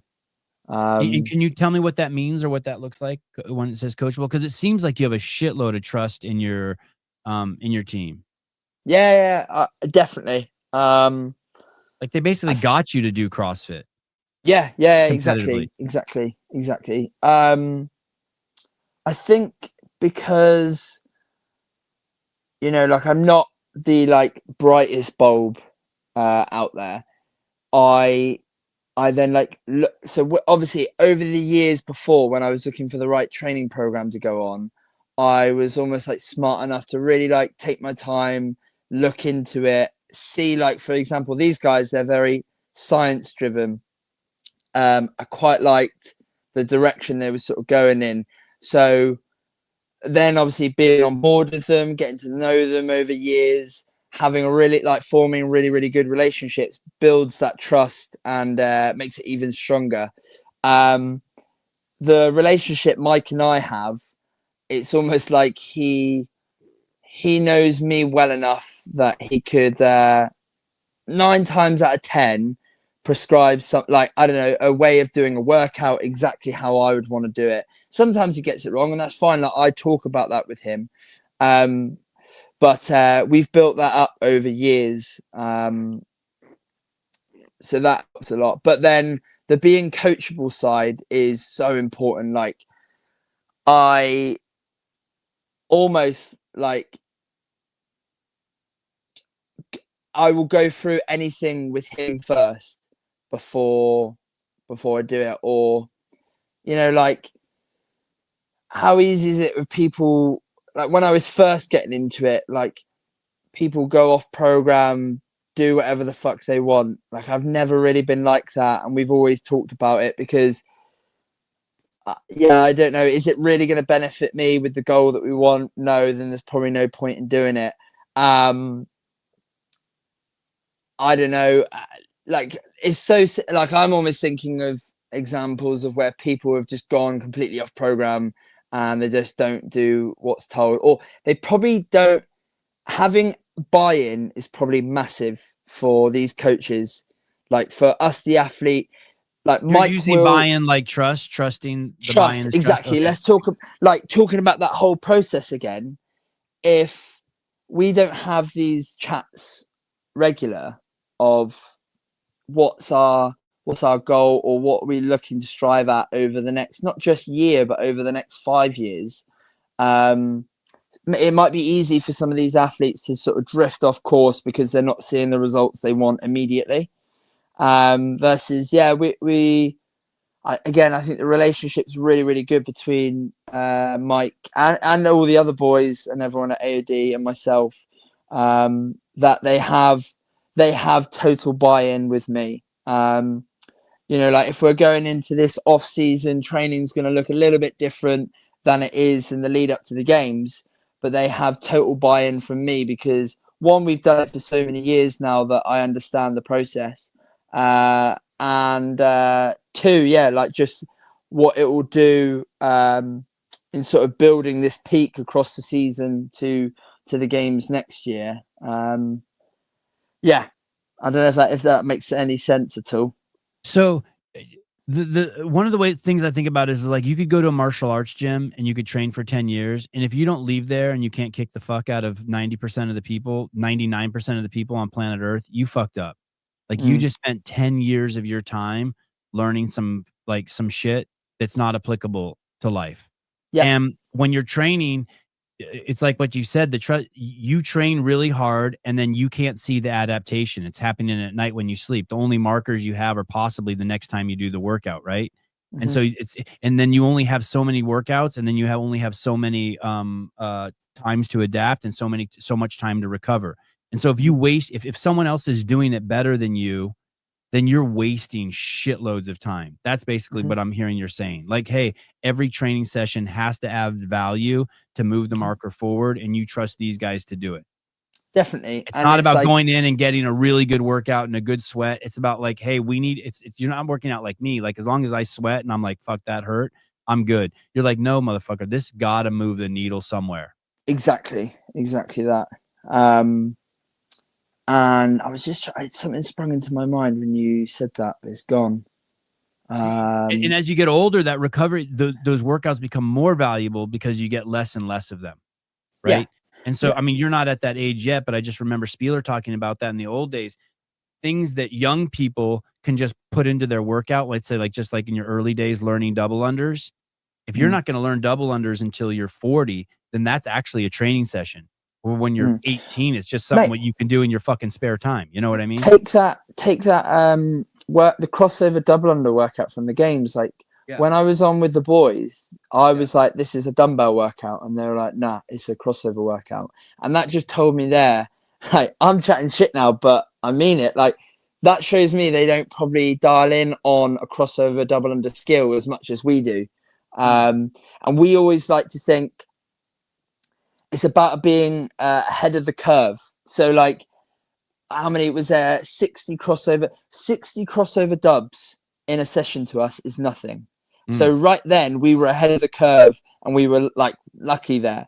And we're constant. Like, the thing is, I love about Mike and the boys up here is they're like constantly looking ahead in ways to innovate, so that we are ahead of the curve and not behind it. Because, you know, you're seeing, like, say, like, you're seeing a lot of athletes now that maybe, unfortunately, due to an injury, have come out, and then they're so behind the curve now. Like, it's moved on. Like, the pace or the what it takes now is moved up so high that they can't keep up with it. So yeah, that when I say Mike and the Boys, have you ever watched that Will Ferrell film? It's like Dirty Mike and the Boys. That's what it sounds like I'm talking about. But no, I wish I had. Even if I have seen it, I don't even remember. I can't even remember. I can't remember anything. Yeah, it's the one with like Mark Wahlberg and him. I can't remember what it's called. Other Side? Are they Other brothers? Guys? Are they twins or something? No. They're like they're colleagues at in like they're like police, I believe. Other Guys. That's it. Yeah. It's like Dirty Mike and the Boys. So someone will understand what I'm on about, I'm sure. Hey, that is a weird one too, because like no matter what, the max back squat's going to be hard, no matter what. But something like crossover double unders, you would think that you could master before you get there, so that it's not hard. Like, it surprised me so much how people were like, it's gonna be all about that. But like, yeah. Anyway, that's a different topic.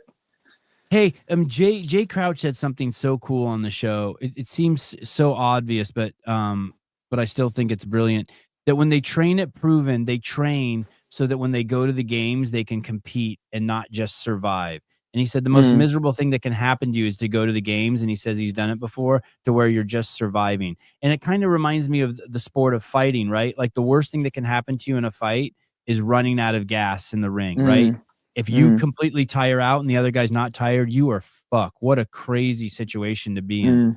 Do you, when you go to the games in that paradigm, do you feel, did you feel that difference between your first year and your second year? 1 year, your rookie year, maybe you were just surviving, and your second year you were competing because of capacity, or no? I mean, like, if you were to look at look at all of those people that have qualified for the games, if you were to just be a fly on the wall in their training and see how much all of us do compared to like a weekend, it's crazy the amount of volume that we do. And that prepares us well. I don't know about that. Like, I don't know if it's like now I've gained so much more capacity compared to last year. I just think that, like, I don't know if it's a weird one. I don't know if I've ever thought of it like that. I didn't think last year that I came in thinking I couldn't compete, because there were some areas where I could. Like, I think I had 2 top 10 events last year at the games. But by that I'm thinking, like, by the third day, like, you're dreading going to the starting line. That's how I pictured it in my head, as opposed to when you compete, you go each time you go to the starting line, you're like, yeah, I'm ready to fucking get some.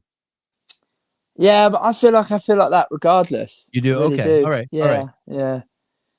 How were your nerves this year at the games? Any panic attacks, or any like, oh fuck, like what have I got myself into? Like, at the starting line? No, yeah, a couple of times I had when obviously the like pegboard, everyone was sliding all over. I was like, fuck, like, because Mike came up to me and he was like, dude, if Amy and you were training, how many pegboards could she get done in a minute? And I was like, 2, maybe 3 if she was going touch and go. And he was like, okay, dude, it's taken her 7 minutes to do 2. And I was like, fuck, okay. So I remember the coming out onto that event with Wade. I just was like, fuck, I need to like clean up wherever I can, like clean the board, clean the floor, and stuff like that. So that was a funny one. And then you did well at that. That's the one you got 3rd in. That was my best finish, but I do feel it's like a bit of stolen valor, that one. Like I feel because of all the differences on board to board, I just Well, I don't know. You had a 5th on the one before that. Yeah, I did. Like I still did it in the end, but I'm like, because I was interested how I would do in a pegboard event, because at home, like I like the pegboard. I feel I'm quite good at it, but again, I don't know what I'm like in that field. So I like it was my best finish, but I feel a bit like I feel a bit weird. Like maybe not everyone had a equal chance in that. But anyway, and then another event was the handstand push, the like big parallel one. I just went about that one wrong. I thought I'd try something and really push to get to the parallettes quite quickly and thought it would be okay, and it just caught me off guard a little bit worse than I thought it did. And yeah, I didn't end up doing as well as I didn't end up executing that one as well as I would have liked. So I would have done that one differently. So yeah, like like even now, like thinking back, there were a few things. There was a few things on all the other events. Like I knew going into the very last one, I had to play it a little bit more safer because I dropped to 12th. I would have loved to have got back to the top 10, but I needed to sort of like get through that workout, play it safe to make sure I didn't drop any lower. And having done it, I wish I'd pushed in areas a little bit more, but shoulda, coulda, woulda, right? Like. Yeah, that's kind of a weird. That kind of shocks me a little bit to go into the final event playing it safe. Isn't there kind of? I mean, shit, I haven't competed, so I don't know. But I would think going into the final event, it's like, fuck it, I got nothing to lose. Let the wheels fall off the bus. Well, the only issue with that was it was very much a rope climb workout, and yeah, dude, like I don't know, like. Letting the wheels fucking come off there. I was in 12th place and I didn't want to drop any lower. Do you know what I mean? So like you didn't want to you had to pace the ropes because you don't want to get stuck. I actually paced the thrusters more so I could try and keep the rope speed there and then go unbroken on the lunge, which is what I did. Versus like now, like how that top heat that went out and they just smoked the thrusters to get on the rope. Yeah, but like I said, shoulda, coulda, woulda. Like I could have tried that and that might not have happened. So yeah, I'm just gonna change my earphones because I think my phone's running low. 1 second. I'm almost done with you. What's next for you? Well, we were hoping off the back of the games that I maybe could have got myself in a spot for a rogue invite, but I don't think I've got myself in that spot. So that's a shame because I would have liked, and the qualifiers are this weekend, but again, I'm not like naive enough to be like you need to be training for these qualifiers. They're hard. So that we'll see. We might still get an invite for Rogue, but I don't know. I think the chances of that are pretty slim. Have I lost you? And what about Wodipalooza? You're not on the world team for Wodipalooza? I'm not. No. Oh, that's interesting. For some reason, I thought I was going to see you here in a couple of weeks. Hey, did you pass out at Wodipalooza one year? No, I passed out. How do you know that? I passed out in the gym, doing a front squat. No shit. Is that the first and only time that's ever happened? Only time that's ever happened. Do you remember that year? I don't know. So long ago. I went team. You probably never heard of me, but basically you were going through all the teams, and you read out my name, and you were like, "Who the fuck is this Lightfoot? Like, he Yeah, sounds I like thought Native for sure you American." were gonna have a feather like this. I thought Yeah, for sure. Yeah. and it was that year, so we were like, we were pretty excited. We flew into Miami. We went to the gym straight after like a long haul flight, and we were just gonna like build up to our openers. So I think like Mike was hitting an overhead squat, I was hitting a front squat, and Harry was going for a split jerk. And I just had like my opener on, and I stood it up and then just like fell backwards. And luckily the bar went forwards, but I passed out in peak in front of all these athletes.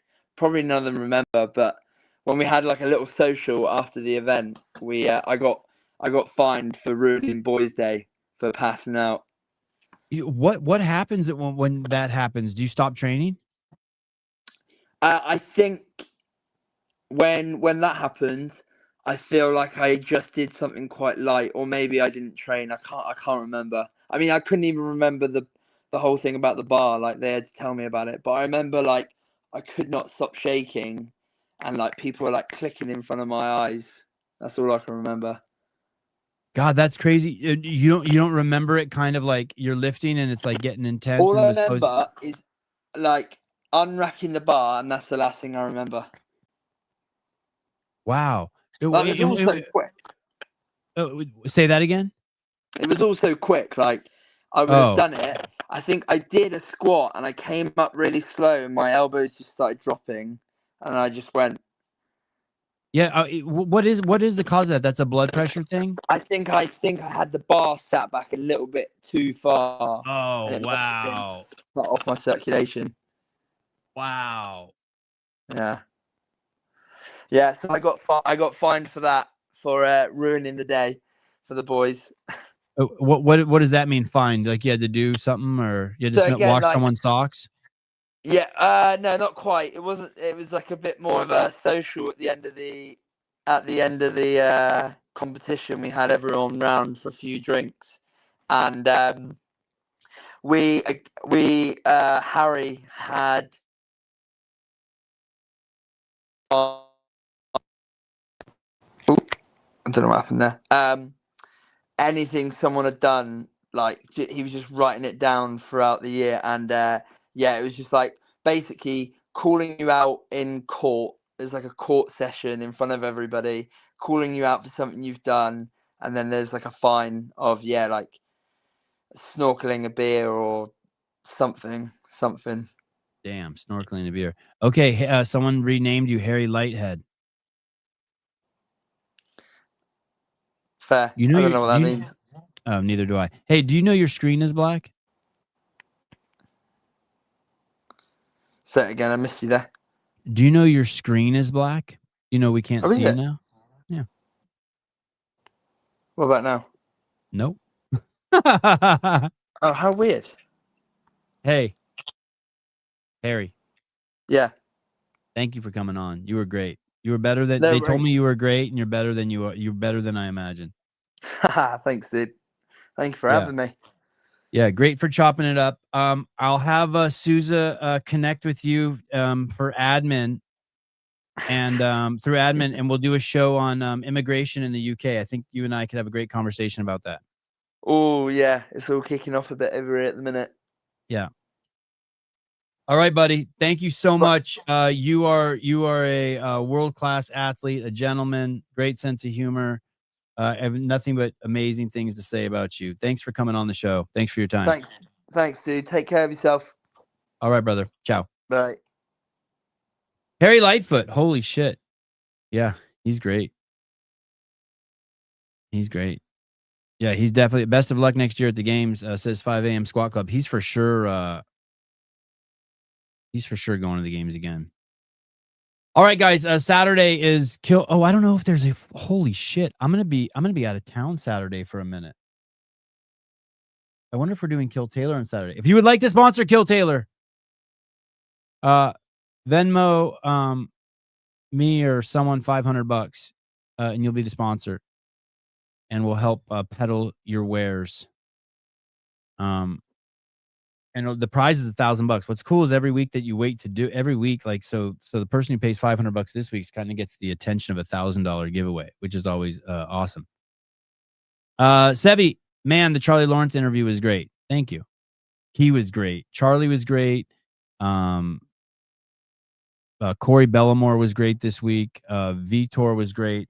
The craziest interview is going to be this evening. God, I really hope his connection is good.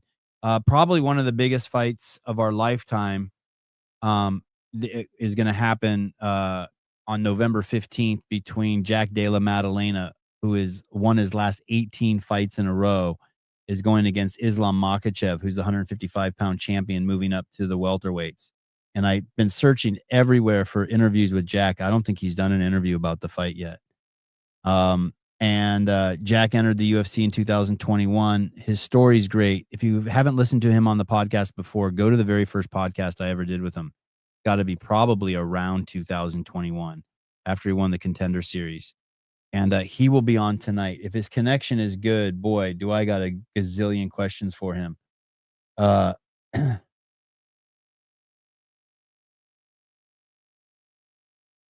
Yeah. I don't understand why the deodorant question is a weird question. It's interesting. It's like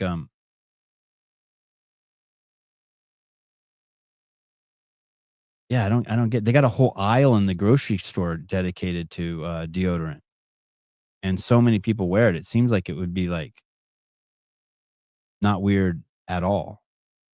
I don't get any. I mean, the only context that I think it's weird in is the fact that I haven't heard anyone else mention it. Maybe a few years ago there was like some shit like that was big in deodorant being bad, right? Maybe like 10 years ago there was that whole aluminum Alzheimer's thing. But it's not a very intimate or provocative or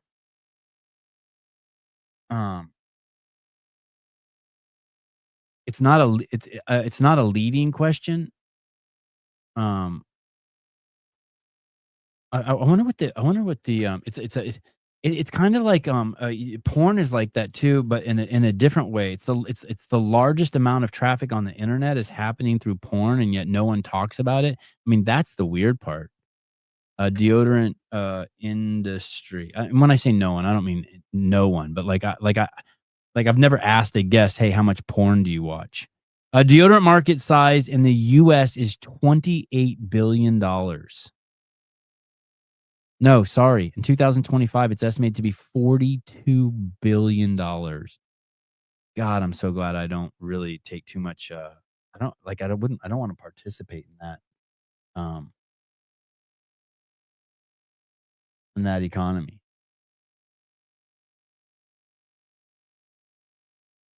Think about that. Think about for all the people who want to save the earth from trash, why not just stop using deodorant? Can you imagine how much plastic that would save?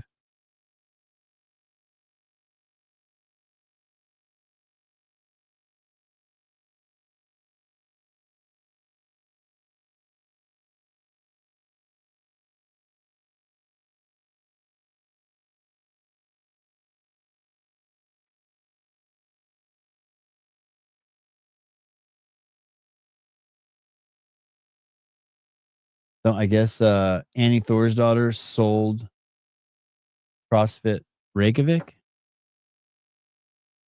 the BKG.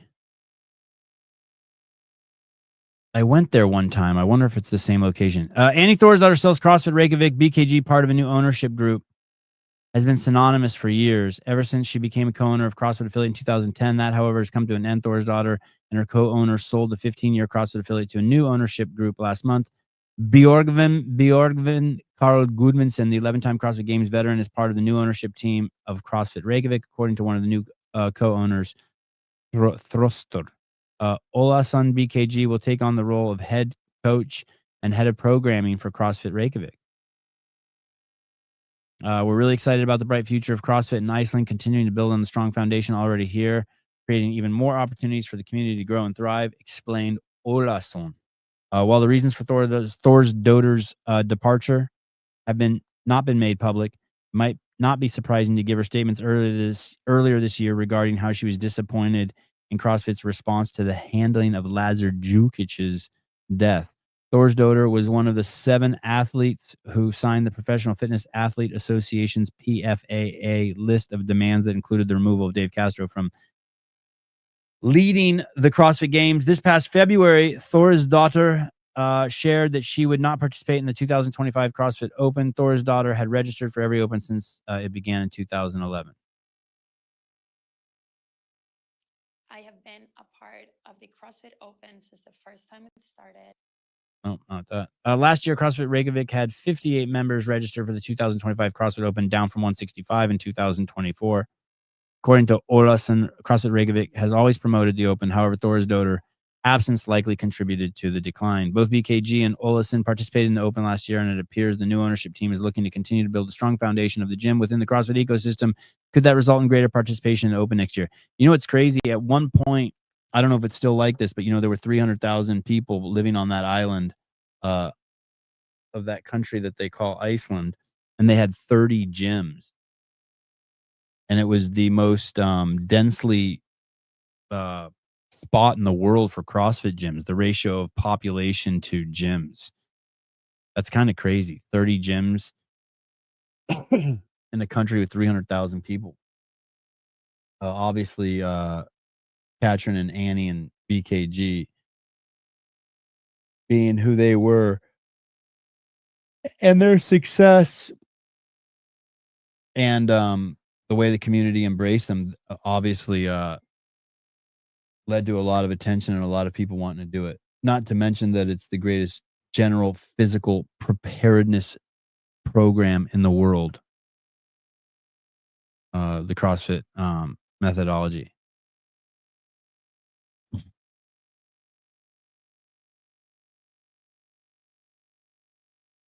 Represent just did a run across Iceland. Oh, that must have been fun. Running through a bunch of rock, volcanic rock. Do it barefoot. I want to see. Okay, so Jack Della Maddalena is coming on tonight. Australian super fighter. If you want to see something truly incredible, watch his last 3 fights. He fought Kevin Holland, Gilbert Burns, and Bilal Muhammad. All 3 of them were incredible. It's crazy because I've always known he's good. I've always liked him. But those 3 fights, I was always very concerned for him. People think of Jack Maddalena as just a stand-up guy. And the fact that he beat Kevin Holland, Burns, and Bilal Muhammad, who are all amazing on the ground, like world-class on the ground, is says something about him that maybe shouldn't be doubted anymore. It is going to be an incredible fight. All right. I think I'm done with my notes for Harry Lightfoot. Always wanted to interview him, so that's good.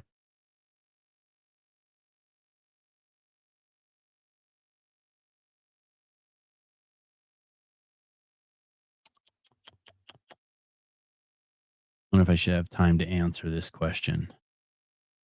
I've never done a those things that people do on Instagram. I think Pedro will do them sometimes when he's traveling from the US to the UK, kind of just to like pass the time. I don't know I don't even know how it works, but basically you signal your audience to ask you questions in Instagram, and then you respond to them. I've seen Pedro do them. John Woolley does them, but I think he just feeds himself the questions from a burner account. But I can't imagine anyone giving 2 fucks what he thinks. Danielle Brandon does them. Do you guys know what I'm talking about? Is that what it's called? Ask Me Anything? I thought Ask Me Anything was something on Reddit. Anyway, maybe it's both the same thing. Anyway, I've never done one of those, and because I do a podcast and I try to use my stories here, I guess.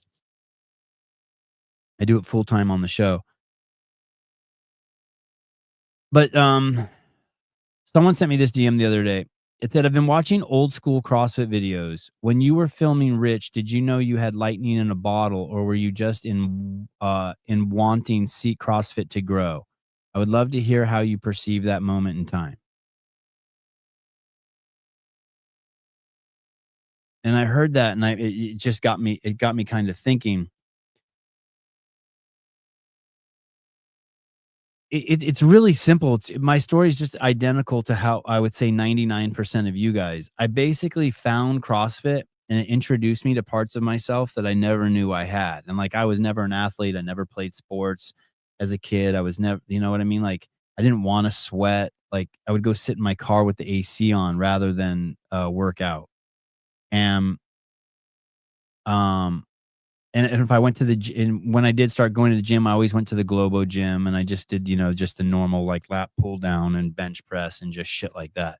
And I did that all through college, and started playing a lot of racquetball and frisbee, but that was all like exciting and new to me because I'd never played any sports. Like, I'd never even run in my life. I was a kid during the presidential fitness test who would let people lap me and then run in with them. I was always looking for a way out. And then I met someone while doing some filming in 2004 or 5. I met a guy through Travis Bagent who did CrossFit, and Carrie Peterson looked it up on the internet, and we just started doing it. But there were things in there that just really excited me. First of all, obviously, right when I started doing it, very quickly, I had crazy body composition change, which that excited the shit out of me. And there were some things that I was really good at that I couldn't believe I couldn't believe that there was actually a fitness realm or a sport realm of things that like I could be good at. And so that obviously excited me. That helped both of those things kind of like superficially helped my self-esteem and made me feel good. And then there were other things that I just never even conceived of doing, like things that probably to most of you is not a big deal, but like going on a track, like I'd never been on a track probably till I was 34 years old, and going on a track and running a lap as fast as I could. That was like, holy shit, I can't believe I'm doing this. And so it just gave me a new introduction to my body. And then because I filmed, that's always what I do in my life. I'm always incorporating everything into one. I don't compartmentalize everything or anything. I don't compartmentalize everything. My whole life has always been just one, just one. There's no, so, obviously since I made movies and I filmed and I was so far ahead of my time then doing that. No one did that then. You saw video cameras, just Japanese guy at the Golden Gate Bridge. And I was the first person, I was probably got to be one of the first people ever to use Final Cut Pro to start doing, who wasn't using beta, who actually bought it off the shelf to start publishing content. And then when I stumbled across CrossFit, that's what I could offer. So, it was, no, I didn't know. I don't even know what that means that I have lightning in a bottle. I had no fucking idea. And to this day, I'm so much more interested in I'm so much more interested in people than anything else by any walks of life. So like, I don't care if you're fucking, if your profession is taking pictures of bugs, like I would love to talk to someone who professionally installs telephone poles. That to me would be fascinating to hear about that job. There's just so much, so there was this kid, Rich Froning. It was just fascinating to me that he even lived in Cookeville. I was like, holy shit, I never met anyone who lived in Cookeville. So no, I had no idea. And on top of that, there is one of the qualities that I have as a human being is I like to make people feel included. And I saw this comment the other day. Someone said, and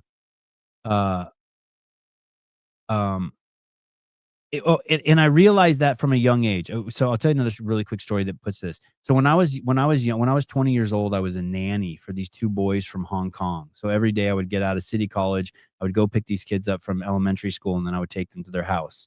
And then I would just play with them all day, right? And then their mom would come home, and they were really wealthy Hong Kong Chinese people, and I was their nanny for their kids for 2 years, and they were great. And somewhere in there, in that in that time that I was a nanny for this lady, she got cancer. And I remember having a conversation with her about her cancer, and she said something to me. I don't know if I've ever remembered it besides just now, but she said something to me like, wow, you know, you really have a special skill. And she goes, what do you mean? She goes, when most people, you tell most people that you have cancer, they start saying stuff like, oh, I'm sorry. Or are you okay? Or they start feeling sorry for you. And I go, oh, what did I do? She goes, you just started asking me questions. Like, what is cancer? How did you get it?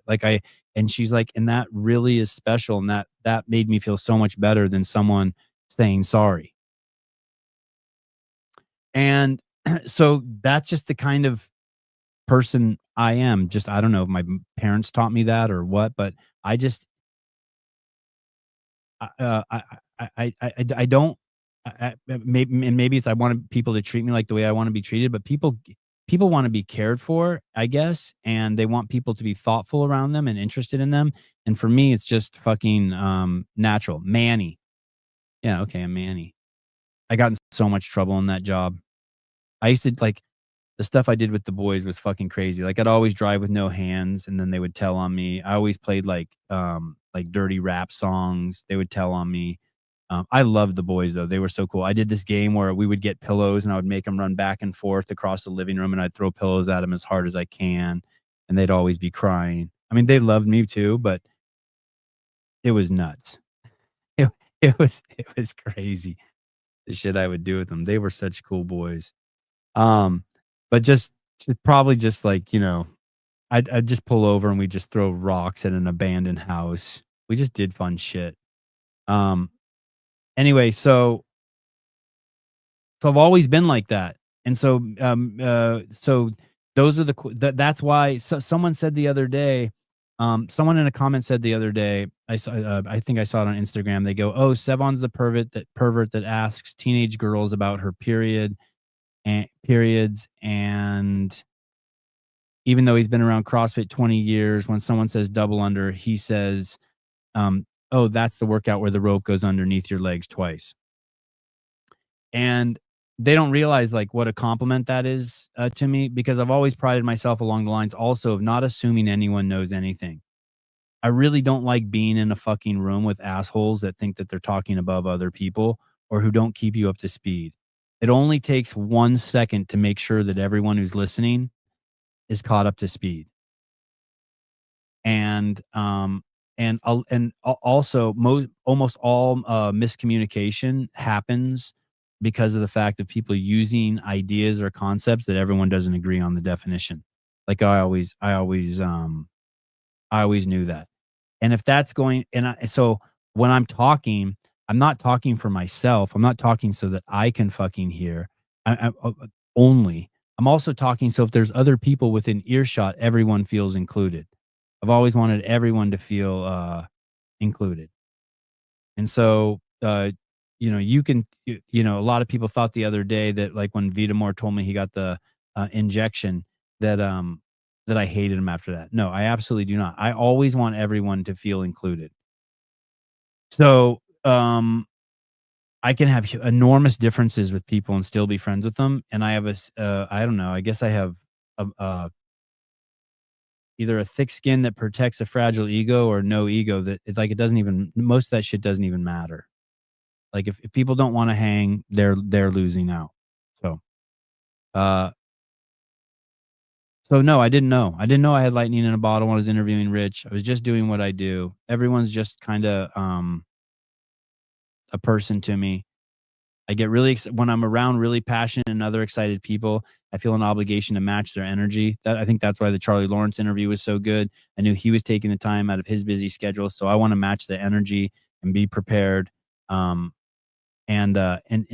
be able to go anywhere with people. And I respect people too. I loved how Harry handled me.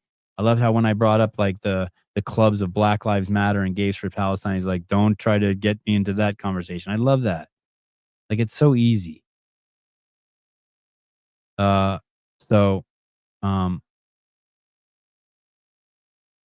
yeah, it's just easy. It's easy to be free. I'm also not fucking stupid to the fact that I'm not ignorant to the fact that, you know, sometimes it bothers people, that, you know, I call the gay flag the butt fucking flag. I think it's funny as shit. That's what I think when I see the gay flag. I just think of people butt fucking. And maybe it's also because that's also how they present it. The people who have the flag, like you never go to a gay pride parade, and it's a bunch of people in 3-piece suits. No, it's fucking 60-year-old men and assless chaps walking naked men around on a leash. And it's like how they present. And so if someone's going to get upset or frustrated in the comments because I called it the butt fucking flag, whatever. Like, that's on you, man. Like, it doesn't mean that I think any less or more of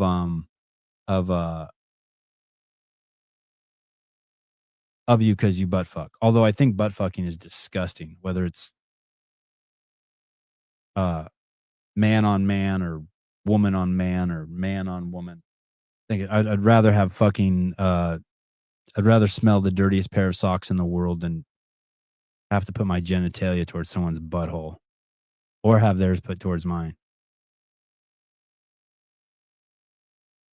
But Sevon, women don't butt fuck. All right, whatever.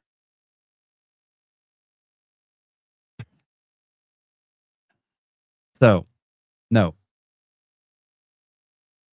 I'm just over here doing me. And sometimes people be like, hey, doing you is closing doors for yourself. But I don't care. I work so hard to do me. And I get it. Not everyone wants to do themselves. I've had people say to me like, hey, I'm ready to let go and be free. And, and they try, and it's not for everyone, because a lot of people are going to make up stories about you, because when you're free, like anything can kind of stick to you. People can just make up whatever they want. Like the guy saying in the comments, someone asked teenage girls about their period. One, I don't know if that's true. I was trying to think if I've ever asked a teenager about her period. But two, it's just like he's couching that with the presupposition like that there's something wrong with that. And like, I get it. I'm not stupid. I'm not like, hey, I get where you come in your trapped little world while you think that might be a weird topic of discussion. But every teenage girl needs someone to talk to about their period. Maybe I'm not the right guy. Maybe you don't think I'm the right guy, but I also don't think I've done that out of the context of like, out of the context of the sport. Like, you can take anything out of context and start disparaging people. So if you want to be free, there's going to be tons of that shit. Endless amounts of that. What do you mean to be free? Just asking what's on your mind, like no filter. No, it's not being belligerent. You're still conscious.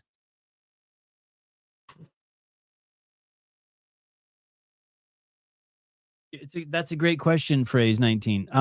You're still conscious. We all know those people who just think they're so cool. Everyone will be like, man, they just say whatever they want, or they just say whatever's on their mind. No, I'm not really down with like,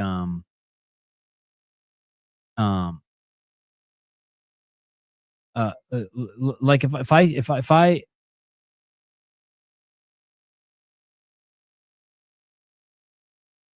like, even the examples I want to share with you, I don't want to share with you.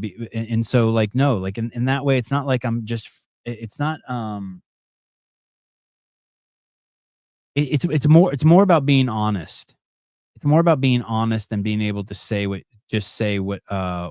whatever's on your mind. That's just kind of like belligerent and immature. It's more like,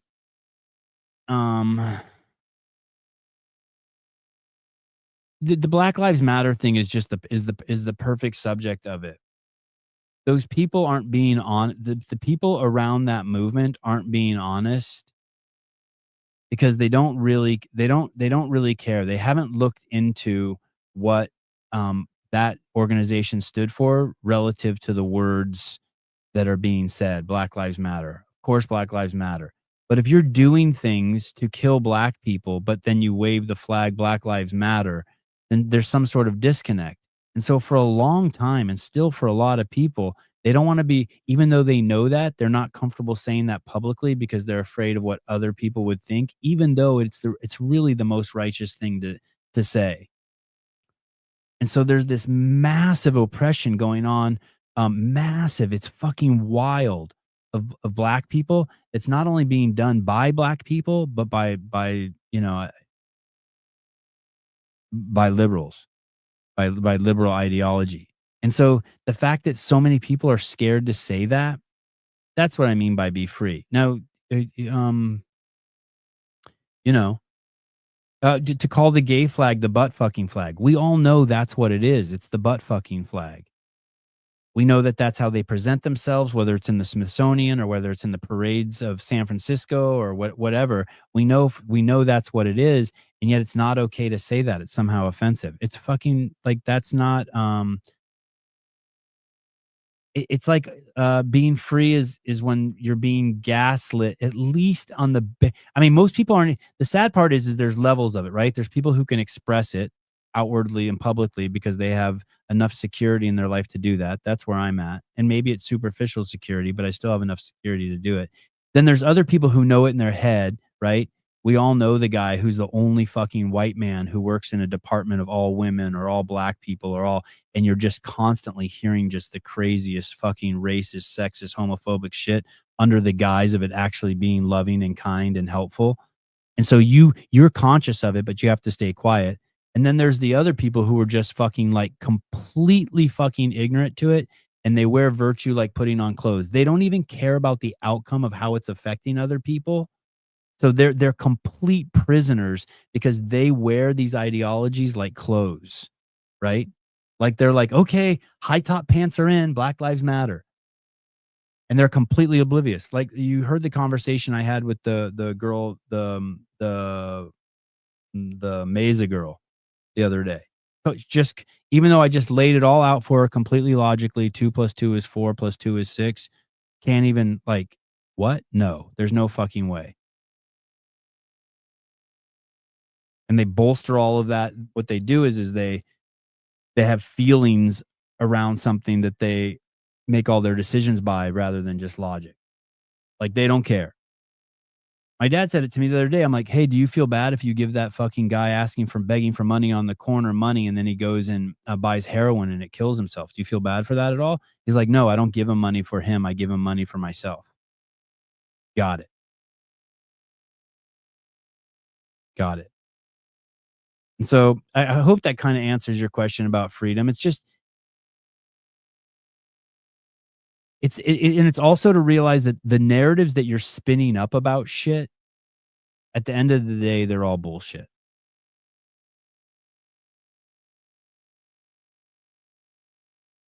So someone cuts you off, you spin up a narrative that they cut you off. Like you just have to realize like, hey, that's your own fucking reality. Like you can spin up that narrative all you want, but at some point you just got to be like, nah, it's not true. Just constantly setting yourself free. So that's what I mean by the free part. And anything you say, anything that someone else says, another way to think about it is think of your head as this giant circle. And when people say things, it goes into this circle. And then it should just pass out the side, like through a ring, right? It should just pass through it like a ring. If it hits something, you're not free. So when my kids say Heidi, that means dad, and I turn my head, I'm not free. I mean, it's not a perfect model, but that's the way to think of it, right? Or if someone says, God, I can't stand men over 40 are gross. And I feel that hit something in me, which I don't because I agree. Just men in general are gross. You are that you're not free. Anytime something hits you, you're not free. You feel it hit you, and almost like now you need to push out a reaction. If you need to push out a reaction, you're not free. If you can take it in and watch it and see what it is, that means you're in the part of your life cycle. That's the part I'm in where you're like, okay, I'm always working on being free. And the truth is that's all you can do. It's a misnomer to say I'm free. All I can do is just constantly work on being free. You can't actually, I don't know. Maybe you can be free. But it's just something you just constantly got to work on. And if you have kids and you're not constantly working on that, you're going to really fuck your kids up. You're going to give them all your pathologies. I put 1,000 times more pressure on my kids than most parents to work, and 0 pressure on them for outcome. And I see parents who put just a tiny bit of pressure on their kids regarding outcome, and they completely fuck their kids.